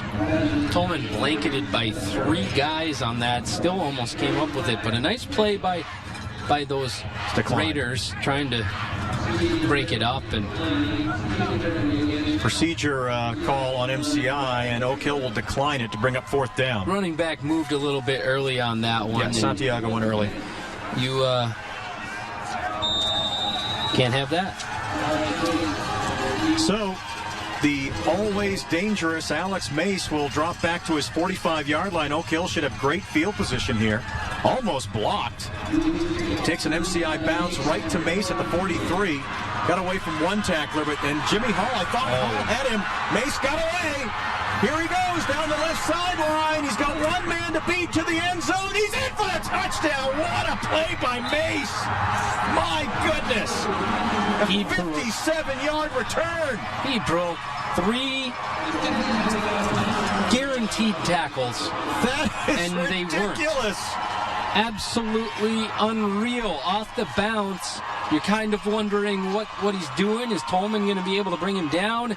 And somehow he squirts out of that tackle by Jimmy Hall. And then he found space. You saw Bertrand trying to catch him. His leg got jammed up, and Greg Vignew can't get there either. And somehow he stayed in bounds. And what a play by Alex Mace. Wow. Well, we gave him the hard sell before the game, and he has come as advertised, huh? And then some. Wow. Mace, with his third touchdown of the game. He has run it for 80 yards. He has caught it for 37 yards. He has taken back a punt return now for 57 yards. Can he do anything else? Interception return for a touchdown, maybe? Goodness. That's about it. And another player, Tolman, now limping off for MCI. It's like a mash unit down there. What else can happen to the Huskies? And you can tell Tolman upset that he's hurt. Yeah, he might have missed that. He missed that original tackle and just couldn't get him. Great play on that fumble on the catch to knock the ball out. Yes, he did. So they will now tend to Tolman on the sidelines, another injured Husky. And Merrill will try for the extra point. It's blocked. So 27-13, Oak Hill on top after the phenomenal punt return by Alex Mace. Yeah, you won't see many better than that. No. Just incredible. Well, the Maine Principals Association is proud to present this weekend's high school football state championships. Find out more about the MPA online at mpa.cc.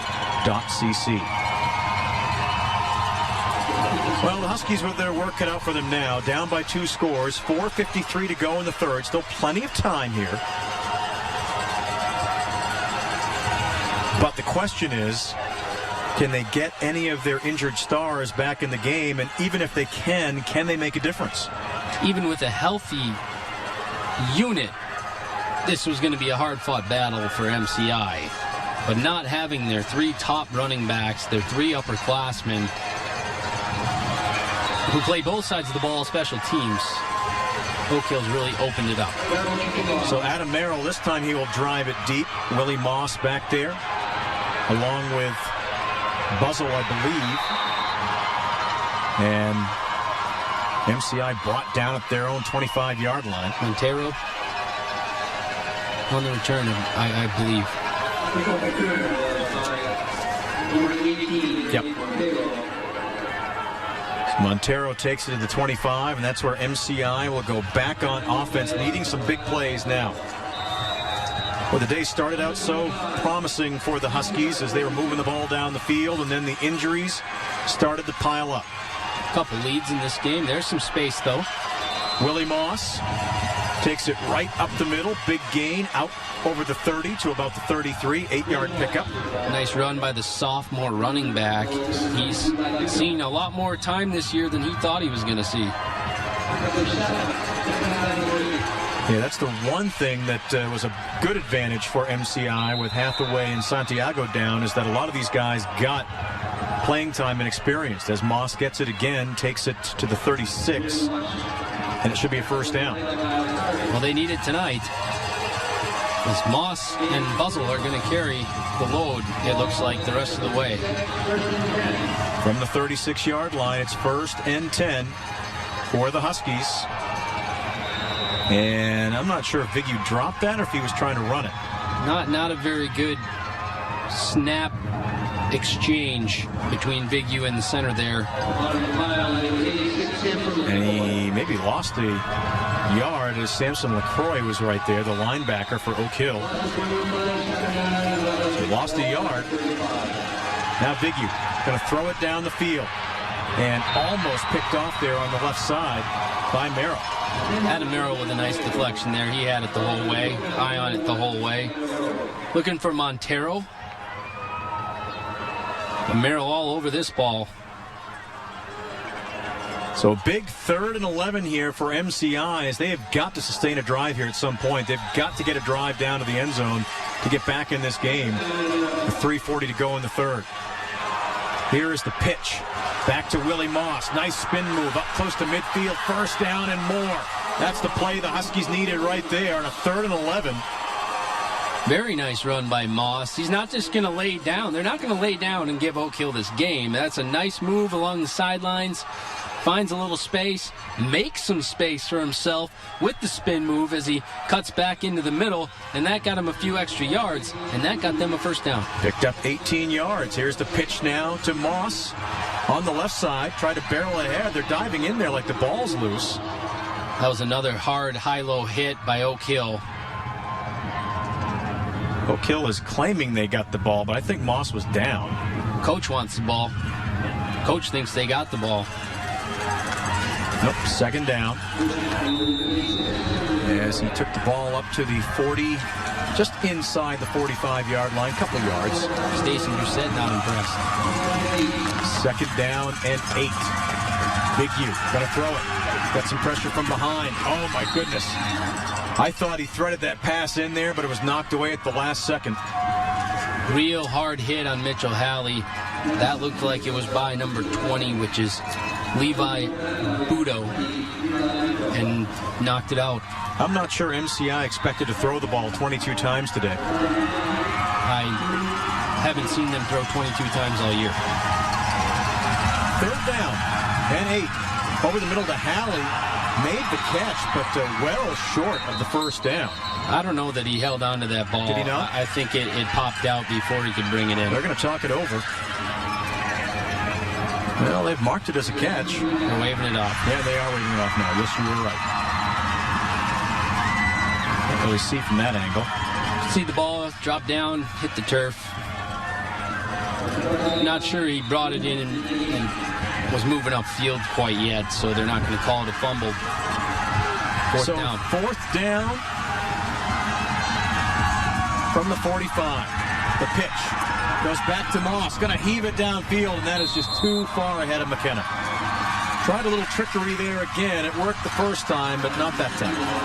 Fool me once, shame on you. Fool me twice, shame on me. Not fooled. So Oak Hill will take over on downs. And they'll have pretty good field position out around their own 45-yard line, and they've got the 27-13 lead with 2:28 to go here in the third quarter. It's really started to swing Oak Hill's way. Some nice runs by Moss on that drive, but nonetheless, going back the other way with the Raiders. So Oak Hill back on offense, 1st and 10. Here's Mace in motion, and there goes Mace in motion, banging his way up that right sideline. First down and much more. What a show Alex Mace has put on here today. Holding the ball high and tight. Nobody's taking the arm tackles. Nobody's just getting a leg tackle on this senior. Running right through everybody like they're standing still. Through that tackle, through that, 17 yards. Unbelievable. 1st and 10 from the MCI 37. Here comes Flaherty in motion. And he'll come left side, and even when it looks like the MCI line has stopped him, he spins ahead for a positive gain down inside the 35 to the 34. Flaherty coming right through, picking up a couple yards, ran into his own guy in there at some point, and that really slowed him down. 1:45 to go here in the third quarter. It was a 1-point game at the half, but Oak Hill has a couple of touchdowns here in the third quarter. They've got the lead. And everybody knows, oh my goodness. Is that Hathaway that just knocked the center over? Yeah, that was a personal foul, I believe. Well, I'm not sure if he got pulled off. Yep. They're going to call it offsides. He's going to be lucky to only get away with a 5-yard penalty on that. So that's going to make 2nd down and 7 much more manageable. 2nd down and 2 now as the ball goes up to the 29. Here is Mace in motion, and MCI jumped again, I believe. And if that's the case, that is an Oak Hill first down. And it is. They know they got to get in the backfield to get after either Flaherty or Mace, and they're taking advantage. Raiders are taking advantage. Dalton Terrian getting him to come off sides a couple times now. Well, this is the time of game where you start to get a little frustrated. Time's winding down here in the third quarter. You're behind by 2 touchdowns. You know all the injuries are taking their toll. And you haven't lost yet. And you haven't lost yet this year. 1st and 10 from the MCI 24. Here comes Mace into the back, deep into the backfield as they give it to Flaherty. And that time the MCI defense ready to gang up on him as he got to the line of scrimmage. No gain. Not fooled at all on that one, but that might be an establisher look to see if they can spring Mace again. The ball just inside the 25, so really no gain on that play. 2nd down and 10. Under a minute to go now here in the 3rd quarter. Terry and a quarterback. Sends Mace in motion. How many times have we seen that play tonight? The jet sweep off to the right side, and how is he still on his feet? Mace still pushing the pile. Hasn't gone down yet inside the 20. That's just an unbelievable run down to the 18 or 19. Only 5 yards, but just an incredible run. They're not going to tackle him. Might as well keep moving the feet. They don't bring him down. He's still standing up. None of the guys bring him down. There's 5 Huskies on him, and finally they get him to go down. But another tough run by Alex Mace. He got 9 yards on that.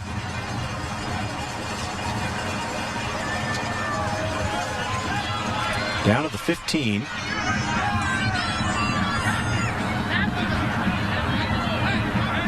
And now what have we got? Officials talking some things over here.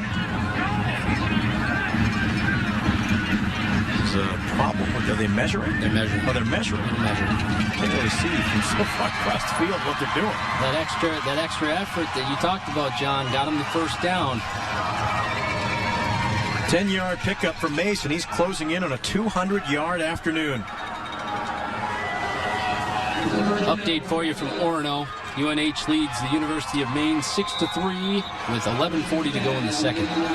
Hanging tough with the Wildcats. 1st and 10 from the 14. Here's Flaherty. Off right side. Spins back inside. More positive yardage. What a 1-2 punch those guys are. And that was the concern for Coach Bertrand. You can't key on one guy or the other. You got to find a way to slow both of them down. As much as we talked about those 2 guys, this line for Oak Hill has made some big holes to run through. That is the end of the 3rd quarter, 27-13. Oak Hill, we are back to Portland right after this. Welcome back to Fitzpatrick Stadium in Portland. John Small along with Eric Gullickson, Rob Poindexter down on the sideline. The 4th quarter is underway of this Class D state championship game. That was a 2nd down and 3 run. Alex Mace, looks like he got a yard down to the 5-yard line to add to his total. They really got to him on that play. So it's 3rd down and 2 from the 5-yard line. Here's Flaherty coming around that left side, and he's hauled down. I don't think he got to the 1st down marker. Another big tackle. A few Huskies in there. I saw 64. Dominic Greenleaf. He got it back to the line of scrimmage. Excuse That's it. me. 64 is Curtis McLeod, not Dominic Greenleaf. So it's going to be 4th and 1 from the 5-yard line. And, of course, Oak Hill will go for it here. This is huge for MCI. If they get this 1st down, game is probably over, and they've got it. 1st and goal from inside the 5. Flaherty got that one. Took it down to the 2 or 3 yard line. We talked about it, not a ton of big yards distance-wise for him, but he's had some big runs in situations like that. Down to the 1. The 1st and goal. We got whistles before the play. Looks like a false start. That'll back them up 5 yards. Back to the 6.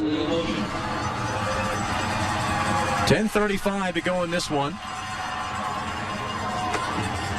MCI got off to a great start. They were moving the ball right down the field. Everything looked good for the Huskies. And then all of a sudden, some key injuries. A couple of really big plays by the Raiders.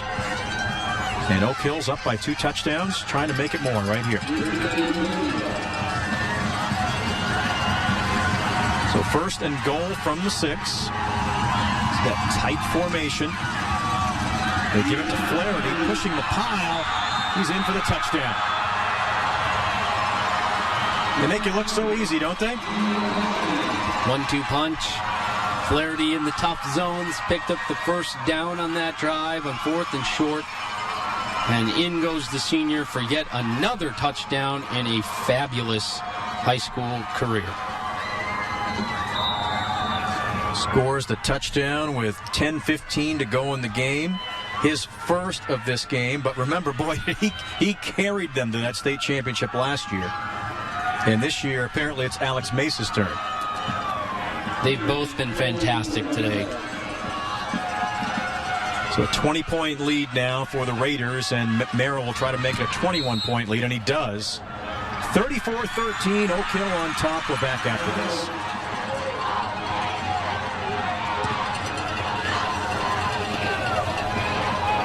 Kickoff by Merrill will go out of bounds, so the flag will come up. It's 34-13 Oak Hill after they kick the extra point there after the touchdown.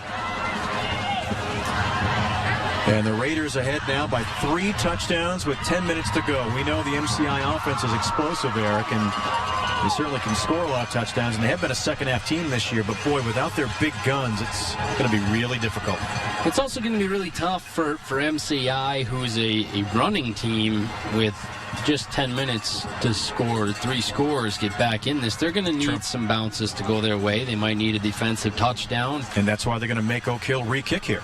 Some sort of magic on this kick return to gain some ground. So Merrill will set it up at the 35, and he'll kick it again.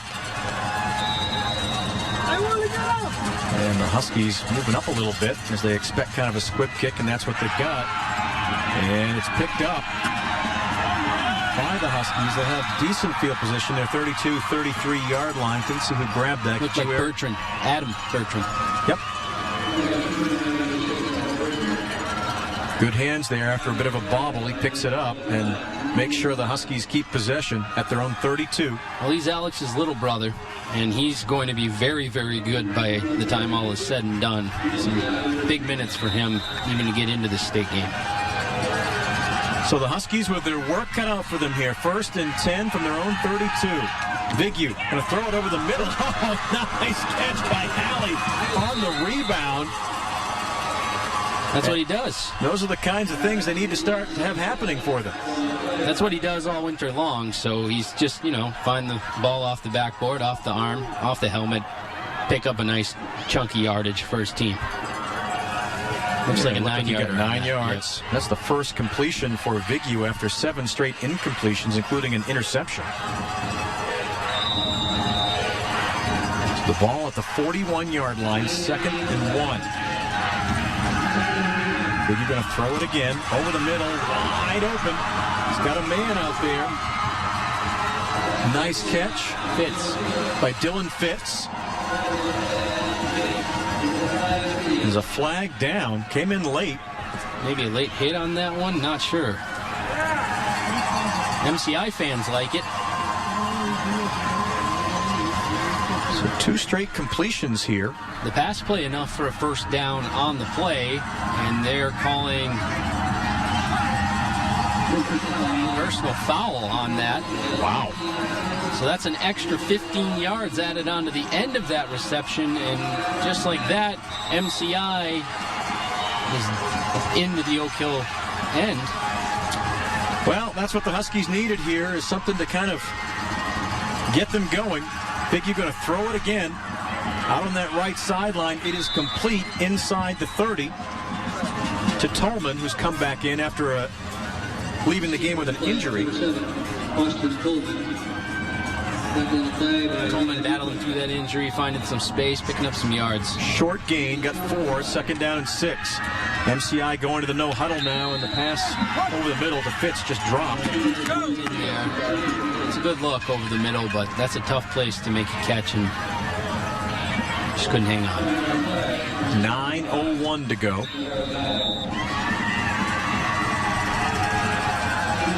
3rd and 6. Vigu looking right side, got Tolman wide open for the first down and a little bit more. He'll go out of bounds at about the 20. And it looks like the 19, 10-yard pickup as they'll hurry it downfield. They got to get moving. Tolman did a nice job to make some space for himself, make an easy target for Viggy to find. Ball to 19, 1st and 10 for MCI. Viggy going to keep it himself. Fake the handoff, takes it down to around the 10-yard line. Nice run there. Got it inside the 10, I think. That'll be close to a first down.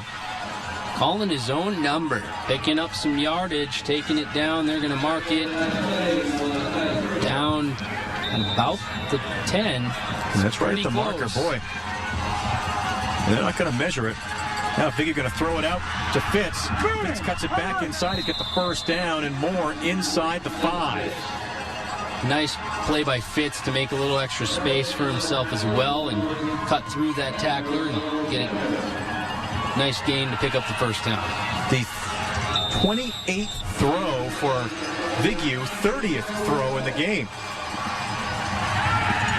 Handoff in the backfield. Boy, just not much there. It's going to be a 4-yard loss for Buzzell. Not much room on that play. They got into the backfield and got on him right away. Viggy might have to throw the ball a little more to get him in the end zone here. 2nd down and goal to go from the 9. Viggy looking right side. Got a man wide open. Touchdown. Tolman. That's a real nice throw, right on the back shoulder. Nice adjustment in the end zone. That's Tolman's 3rd touchdown of the game, I believe. And that makes it an attainable score. They got to go for 2 here, I think. But a real nice throw by Viggy. The receiver, the only one going to bring that in. 9-yard TD pass. They're going to go for 2. And Viggy, oh boy, did he stretch the ball? He got in. He got in. Nice second effort. Barely, but he got in. Got those arms up to the chest, and that was enough. 34-21 Oak Hill. We are back after this.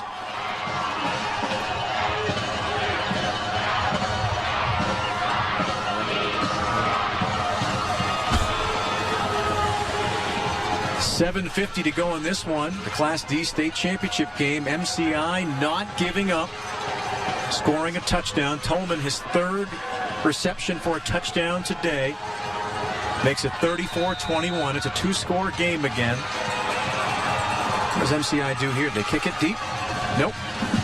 Gonna try the onside kick and it just goes out of bounds.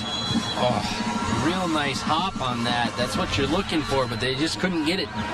They just couldn't get down the field quick enough to get there. He got it over those hands guys right up at the line and just couldn't get to the ball.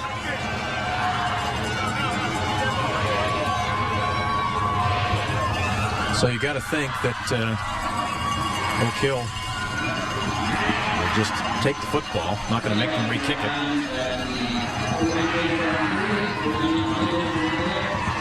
They're doing pretty well to get the ball at the 43-yard line. Yeah, and you want the ball anyway. Just want the ball.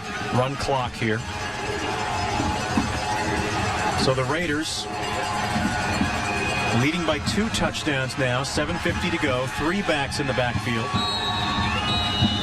And we've got a whistle here as MCI wants a timeout, wants to talk things over. They must not have had enough guys on the field. Yeah, interesting spot for a timeout there. I think you may be right. Or something wasn't right there. So still 7:50 to go in the game. 2 touchdown lead for Oak Hill, looking to win back-to-back state championships. You can purchase a DVD copy of this game or any of the state championship games. For more information, visit our website, wabi.tv. Traffic moving on 295 here through Portland. People working in the snack shack down there. That's right. Keep them busy. Had good crowds today. A big crowd for the A game earlier that Thornton Academy won, and big crowd here today for both sides. There's almost as many people here at this D game as there was at the A game. I mean, maybe not as many, but a real nice turnout for Class D. 1st and 10 for Oak Hill from their own 43-yard line. And there's nothing that would lead you to believe that it's going to be anything but Flaherty or Mace here. The way things have been going today for the Raiders. And why would you go away from your bread and butter? And it's going to be Mace. Off left tackle. Takes it ahead. for about 6 yards up to the 49-yard line, and that puts him unofficially at exactly 200 yards on the afternoon on 19 carries. That's really impressive. He's just found small spots and made them into big yardage and good yardage, even when he only runs for 6. So it's a 2nd down and 4 here for Oak Hill. And this time they go to Flaherty. He spins up the middle. Got close to that 1st down marker. Boy, he's really close. That little twist right there got him a couple extra yards. And they're going to say 3rd down. Yeah, he's just short. So a 3rd and 1 from the 48-yard line of MCI. As Flaherty, by the way, is closing in on a 100-yard day. He's got 97 yards. 6:40 to go in the game. It's exactly what Oak Hill wants to do. If they get the 1st down here, just keep that clock moving. You see Terrian taking all the time he can. They're going to give it to Mace. He got hit right at the line of scrimmage and still got the 1st down. Push that pile ahead for about 3 yards. That's what they need to do. They just need to keep pushing that run game, and they've already taken over a minute off the clock as they're moving towards another state title back-to-back if they can hang on to this score. 3 more yards from Mace. 203 now on the afternoon. A fresh set of downs for the Raiders, and they can run another couple minutes off the clock here. And again, Terrian just at the line, taking his time. Ball at the 45-yard line of MCI. They go back to Flaherty this time. Again, he's hit at the line of scrimmage, but still pushes ahead for 2 or 3 yards. Yeah, something young football fans, if you're watching this game, to look for. Always keep those feet moving, even in guys hanging on you. If you can keep those feet moving, you'll get a couple extra yards here, a couple extra yards there, and that guy is a guy to learn from because he's up over 1,000 again this year, 4 years in a row. And he's 1 yard short of a 100-yard game here to go along with Mesa's 200-yard game. That's a lot of yardage on the ground. 2nd and 8. MCI showing blitz here, and everybody's moving. And flags fly. Well, it says all you need to know, John. When you come into a game, you and I come into a game, we know Mace, Flaherty. That's what they're going to do. And that's what MCI knew they were going to do. And they still have gone up over 300 yards combined, a few touchdowns, and you just can't stop it. That line is really needs a lot of credit, the offensive line for Oak Hill as well. They're working real hard to spring those holes, and just a little hole is enough for those two to find a little extra yardage and move this football. 5-yard penalty on MCI makes it a little easier for Oak Hill. It's now a 2nd and 3 from the MCI 38. And again, Terrian looking at that clock. He's taking all the time he can. They give it back to Flaherty. Again, hit right at the line of scrimmage, and he pushes ahead for the 1st down and more. That's what I'm saying. He's just amazing. Those feet, keeps moving those feet. He's going down. He's still moving his feet, and it pushes him for a few yard gain. And 5 yards. 5 yards, and should have been -1 and ends up with 5 and a 1st down, and the clock continues to roll. 5 yards down to the 33. Another fresh set of downs. And Oak Hill just methodically marching down the field, taking time off the clock. And you know exactly where this football is going. Well, not exactly. It's going to be 44 or 22. And a flag. Had a lot of emotion penalties today, a lot of movement penalties. This one might be delay of game. And I think, nope, motion. A little motion penalty, I guess. Yeah, Terrian has been watching the clock down there in the end zone. He's very good at that.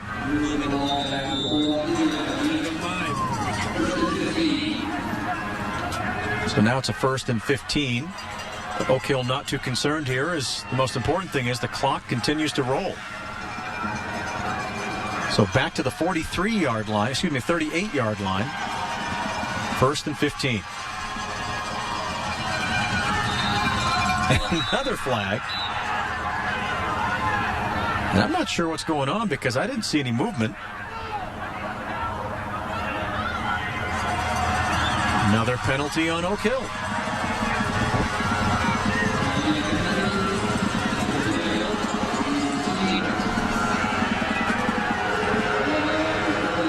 Coach is out onto the field now. He's like, what is going on? He's yelling at the referee. Did he call a timeout? I think he called a timeout just to chirp the referee. I think you're probably right. All right, we'll take a timeout. We're back to Portland after this. Well, Coach Doucette not very happy about the previous two calls and almost got himself into a little bit of hot water with the official there, but he wisely turned and walked away. And now the referee talking to Coach Bertrand. Well, after all that, it's going to be 1st and 20 for Oak Hill. And again, going to blow the whistles and make sure this is set right. And again, Oak Hill not too concerned here. They're just going to run time off the clock. That's all they want to do. They can still run 3 plays here. It's still 1st down. They go to Mace. And look at that. There goes Mace. Down the sideline, inside the 15. What a run. Just an incredible afternoon for that young man. It doesn't matter what first and yardage it is with Alex Mace, I don't think. That is a huge run. And so look at the blocking. I mean, look at his guys' work. Look at the quarterback get down the field, try and get in the way. Mace carrying the ball, picking up more yardage, and they're down. It didn't matter it was 1st and 20. No, never. 30 down to the 12, it looks like. Yard pickup. It's a big gain.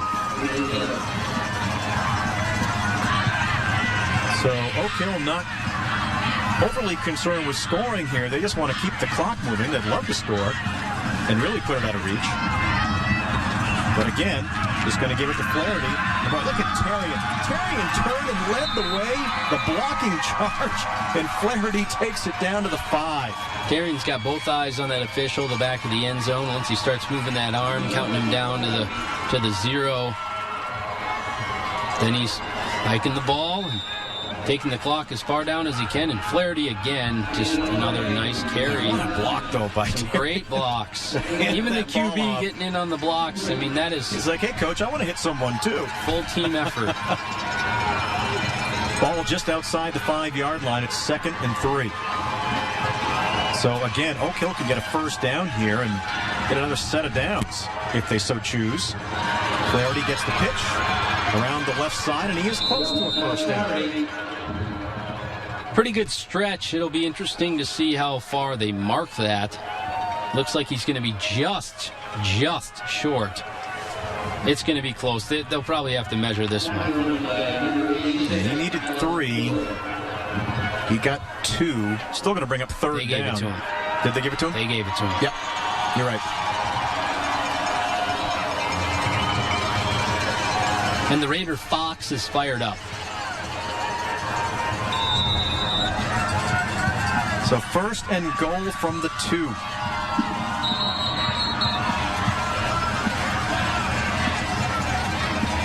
The officials will wind the clock. 2:20 to go in this one. And Oak Hill, as you can see, they're in no hurry to do anything here. Leading 34-21, looking for their 2nd straight goal ball in Class D. Tarian's done an outstanding job of managing the clock here on this drive. Incredible. Gonna keep it himself. Spins. Gave it to Mace. Oh, he did give it to Mace. He did. He pitched it back to him and then went for some more blocking. Fooled me. Yeah. He wanted to go hit some more. He actually got the ball away before he took off. Now, Mace actually lost a couple yards back to the 4. Now, correct me if I'm wrong, but I believe this drive started with 7:50 to go in the half. It was over 7 minutes to go in the half. MCI scored with 7:50, so that's when they kicked off. You are correct. So they are up over a 6-minute drive, going on a 6.5-minute drive right here. And that is how you play championship football. Yeah, that's incredible. And it looks like they're just going to let the clock run down here and take a timeout. Tarian's over on the sideline, and that's what they'll do. Running every single second they can. And I'm trying to do the math here. MCI does have a couple of timeouts. They had to use that one because they didn't have enough guys on the field at the start of the drive. So I'm just trying to do the math. I think Oak Hill can basically, as long as MCI doesn't use their timeouts, take a couple of knees here if they want. But we'll see. Been an outstanding game for Alex Mace. 232 yards unofficially. He's got 3 touchdowns, 1 on the ground, 1 through the air, 1 on a punt return. And that punt return was spectacular. It was really spectacular. The run was spectacular. The 80-yard touchdown run, that was spectacular as well. The guy just has afterburners, and he's fun to watch. Well, you got to give Oak Hill credit. They had such a great year last year. And I think at the time, Tim and I broadcast that game here. We both mentioned, and we said on the air numerous times, hey, Mason Flaherty are just juniors. Well, hey, Greg Biggie just a junior as well. And he's done a nice job for MCI, too. So 2nd and goal from the 4. Mace in motion. They give it right up the middle to the fullback, Chad Merrill, and he gets it in for the touchdown. His only carry of the game. Sure, why not? Chad Merrill. We just get done talking about Flaherty and Mace, and they give the senior the short touchdown run. Nice move by Coach Doucette to get the ball to Chad Merrill. Yeah, you like to see seniors in their last game get a chance, and it's like, hey, I never get to touch the ball. These other 2 guys get it all the time. I feel like we've said his name a few times on defense today, and nice to give a senior a shot in the state title game, his last game, maybe ever.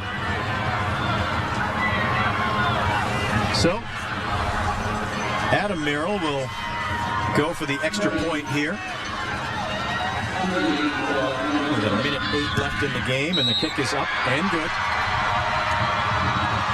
So that will make it 41-21 and pretty much seal the deal for the Oak Hill Raiders. They have just been very impressive. It is so difficult to win a championship.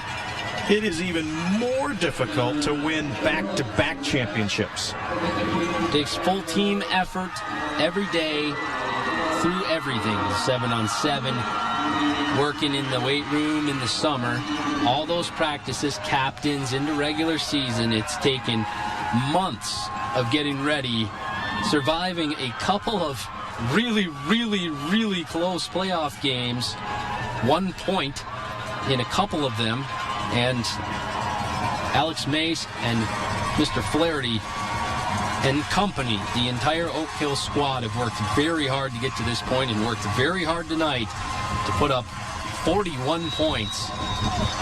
Yeah, a couple of stats I didn't get out, Eric, in the game, but in the playoffs, before we got to this game, Flaherty had 87 carries, 317 yards, 3 touchdowns. Mace had 54 carries, 329 yards, a touchdown running, a touchdown through the air. I mean, they've just been the dynamic duo. But not to take anything away from MCI, they've worked just as hard to get here, worked just as hard to play, and Tolman on the reverse there as he got handed the ball, trying to make something happen here. And you hate to see injuries be the story for any team. Not that it decided this game by any means, but it definitely put MCI in a position they weren't prepared to be in. No, they lost so many of their starters, and not just starters, really key players. Hathaway went out, Santiago went out, Bertrand went out, Tolman was out for a while. And talking about not just players, upper-class players who are leaders in the huddle, on the field, by the way they play, they're going up top. I think you're going to heave it downfield. It's knocked away by Merrill. Again, Adams been out there making plays on the edge, on deep throws throughout this game. Another nice knockdown by him. That was the 32nd time that MCI has put the ball in the air. 30 by Vigu. Remember, Moss threw a pass and Hathaway threw a touchdown pass. Stop the clock. 53.6 seconds remaining. 2nd down and 10. Vigu over the middle. McKenna, did he catch it? Looked like he did. That looks like a real nice catch by Mr. McKenna. Only a junior as well, so that combo will be intact again next fall. 18-yard pickup. first down. Over the middle, and it's picked off. Chad Merrill by Oak Hill, and you mentioned it. Chad Merrill, the senior, gets the most likely the last touchdown of the state championship game for Oak Hill, and then seals it right there. It was already sealed, but really put an exclamation point on it right there with the interception. He's made some nice hits, some nice tips on balls over the middle, and right there you see the extra effort out of the senior. He knows this might be the last game he plays, and comes up with a real nice play to get the interception. And Oak Hill should only have to take a knee to kneel out their second straight state title. Boy, what an unbelievable performance by these Raiders. As you mentioned, they had a couple of squeakers in the playoffs and the quarterfinals. They had to fight to get by Maranacook in a game that was played on a rainy, muddy field. 7-6 they won. Alex Mace, the only touchdown in that game. And then in the Western Maine final, they beat Lisbon 7-6. Guess who had the only touchdown in that game? I'll give you one guess. Alex Mace. Alex Mace. And as the time ticks down here, you're going to see the celebration on the field. As always, one side, just the extreme joy as Oak Hill, the Raiders, have won their second straight Class D state championship. And the other side, of course, the disappointment. After an undefeated season, so many positive things happening for the Huskies this year, and they just couldn't get it done today. And they will finish at 10-1 on the season. The Raiders will be 11-1 and state champions for the second year in a row. You know, big ups to the Huskies. They go from being 0-8 2 years ago to a state final this year, and they didn't come out on the winning end. But for all of you teams out there in Maine, in central Maine, southern Maine, wherever you play football, absolutely, it can be done if you work hard enough. You can get to this big show, this big stage. And unfortunately for them, it didn't end up that way. Well, the player of the game. Who are we going to pick? I don't know. Who do you think we should pick? Do we have a vote? Do we need to vote? Alex Mace. Outstanding night. Yeah, just 232 yards unofficially on the ground. And then he had the big 59-yard or 57-yard punt return that was one of the most spectacular highlights you'll ever see. Outstanding night for him. Last year it was Flaherty who carried the load in the state game. This year it was Mason. Oh, by the way, Flaherty had an okay night. 23 carries for 114 yards. Just a few yards, just a touchdown. They got the senior involved. Boy, just Alex Mace. Incredible duo for the Raiders as they win another gold ball in Class D. Final score, Oak Hill 41, MCI 21. We're back to Fitzpatrick Stadium right after this.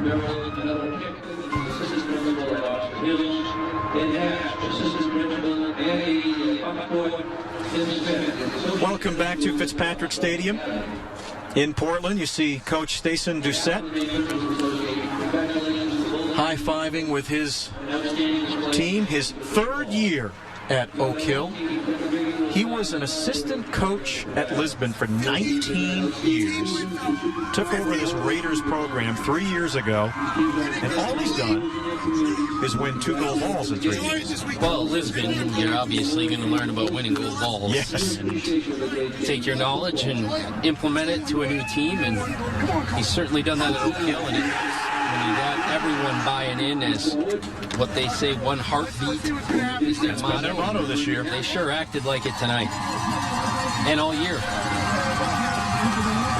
Yeah, it's been an outstanding 2 seasons for Oak Hill. As I believe their only loss this year was to Durigo, and they got even with them in the semifinals by beating Durigo. So the MCI captains will come to midfield to get the runner-up plaque. It's always mixed emotions. This is not a good feeling because you wanted the gold ball, but it's still been an outstanding season for the Huskies. Been an outstanding 2 years, really. What did they lost? Only lost 2 regular season games the last 2, or 2 games in the last 2 years up until tonight. Got upset by Mananaquag Academy, I believe, in the semifinals of the Eastern Maines last year. A lot of injuries in that game as well, and not being able to stay healthy really hurt the Huskies tonight. Well, it's been 40 years since they've taken a gold ball back to Pittsfield. They have to wait at least 1 more year. as the Oak Hill Raiders are champs of Class D again. And there was a good feeling last year. I bet you it's even better feeling this year for the seniors, especially. That's a great moment right there. Samson LaCroix holding that thing high on his teammate's shoulders.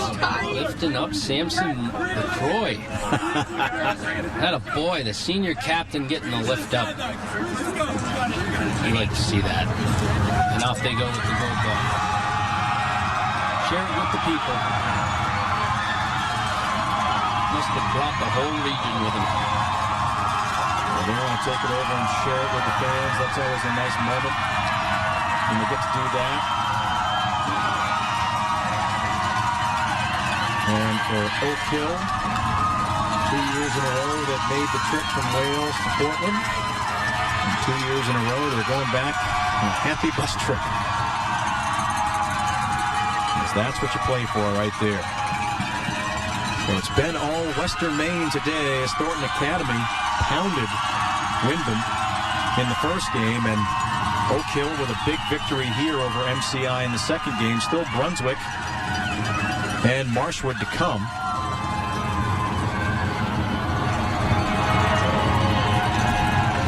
As the Oak Hill players are going to celebrate with everybody along that sideline. They're taking it right down the stands. Taking a little march. Making sure everyone gets to see it. Rob Poindexter's down on the field. He was trying to grab Coach Doucette, and everybody just sort of took off for the stand. So Rob is doing his best to filter through that crowd. And, of course, everybody wants to talk to Coach Doucette after another state final victory. I like the cowboy hat. That's a nice touch there here in the middle. Yes, I see that. Nice addition. Well, when you win 2 gold balls in a row, you can celebrate any way you want. Well, Rob wasn't able to find Coach Doucette, but guess who he's got? He's got Alex Mace down on the field. Rob. John, thanks a lot. I did find Coach Doucette. He wants to celebrate a little bit more with his team. It's a very emotional Oak Hill Raiders squad. I am here with Alex Mace. Alex, that punt return, I just told you a minute ago, was probably the most incredible play I've ever seen in high school football. Run us through that play. It was all the blocking. I just saw holes. My teammates just made holes for me, and I just ended up in the end zone. Excellent. And you guys won it last year. Is it sweeter this time around being a senior? Definitely sweeter. We won our last game. It feels great, amazing. Never felt anything like it.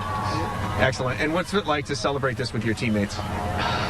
I'll never forget it, ever. Never forget it as long as I live. So it's amazing. Excellent. 2-time state champion Alex Mace and the Oak Hill Raiders. John, we're going to send it back up to you. I'm going to go see if I can track down Coach Doucette. All right. Thank you, Rob.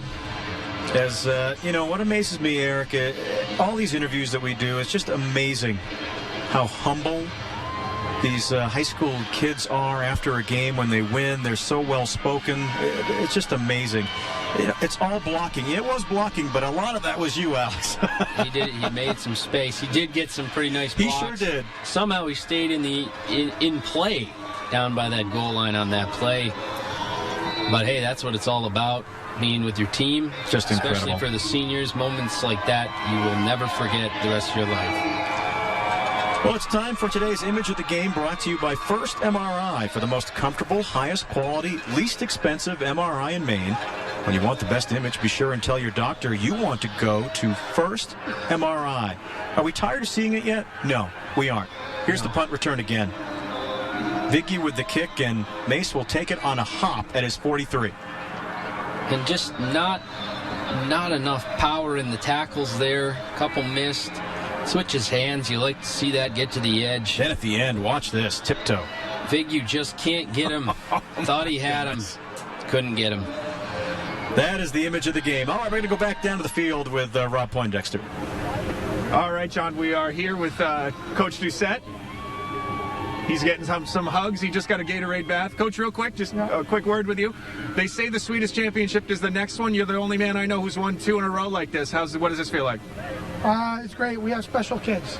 We have some good kids. We have a good community, a good administration. This was a win for everybody. It wasn't any one person. It was a team win. community win. We're proud of all our kids. Alex and Kyle have had great careers, and they've done it. The brightest stars shine in the biggest moments. Alex and Kyle find a way to get it done. And they do it because it's a team effort, and they're team players. And it was a tight game at halftime, 14-13. What was it that, other than Alex, obviously, but, what was it that allowed you guys to work harder than a lot of teams do. But we said if it'd be close in the third, we'd find a way to win because we take over. We were in shape, and we have a lot of athletes out there. Kids that play other sports, multiple athletes, and we knew that being in shape would pay off, and it did. Excellent. Congratulations, Coach. Thank you. Yeah. John, we're going to send it back up to you. That was the two-time back-to-back state championship coach, Stacey Doucette from the Oak Hill Raiders. John, Eric. All right, thanks, Robin. As we mentioned, we'll say it again, it is hard to win a state championship. It is really hard to win a state championship, and it's even harder to win back-to-back gold balls, and the Oak Hill Raiders have done it, winning here tonight 41-21. We'll take our final timeout, come back to Portland right after this.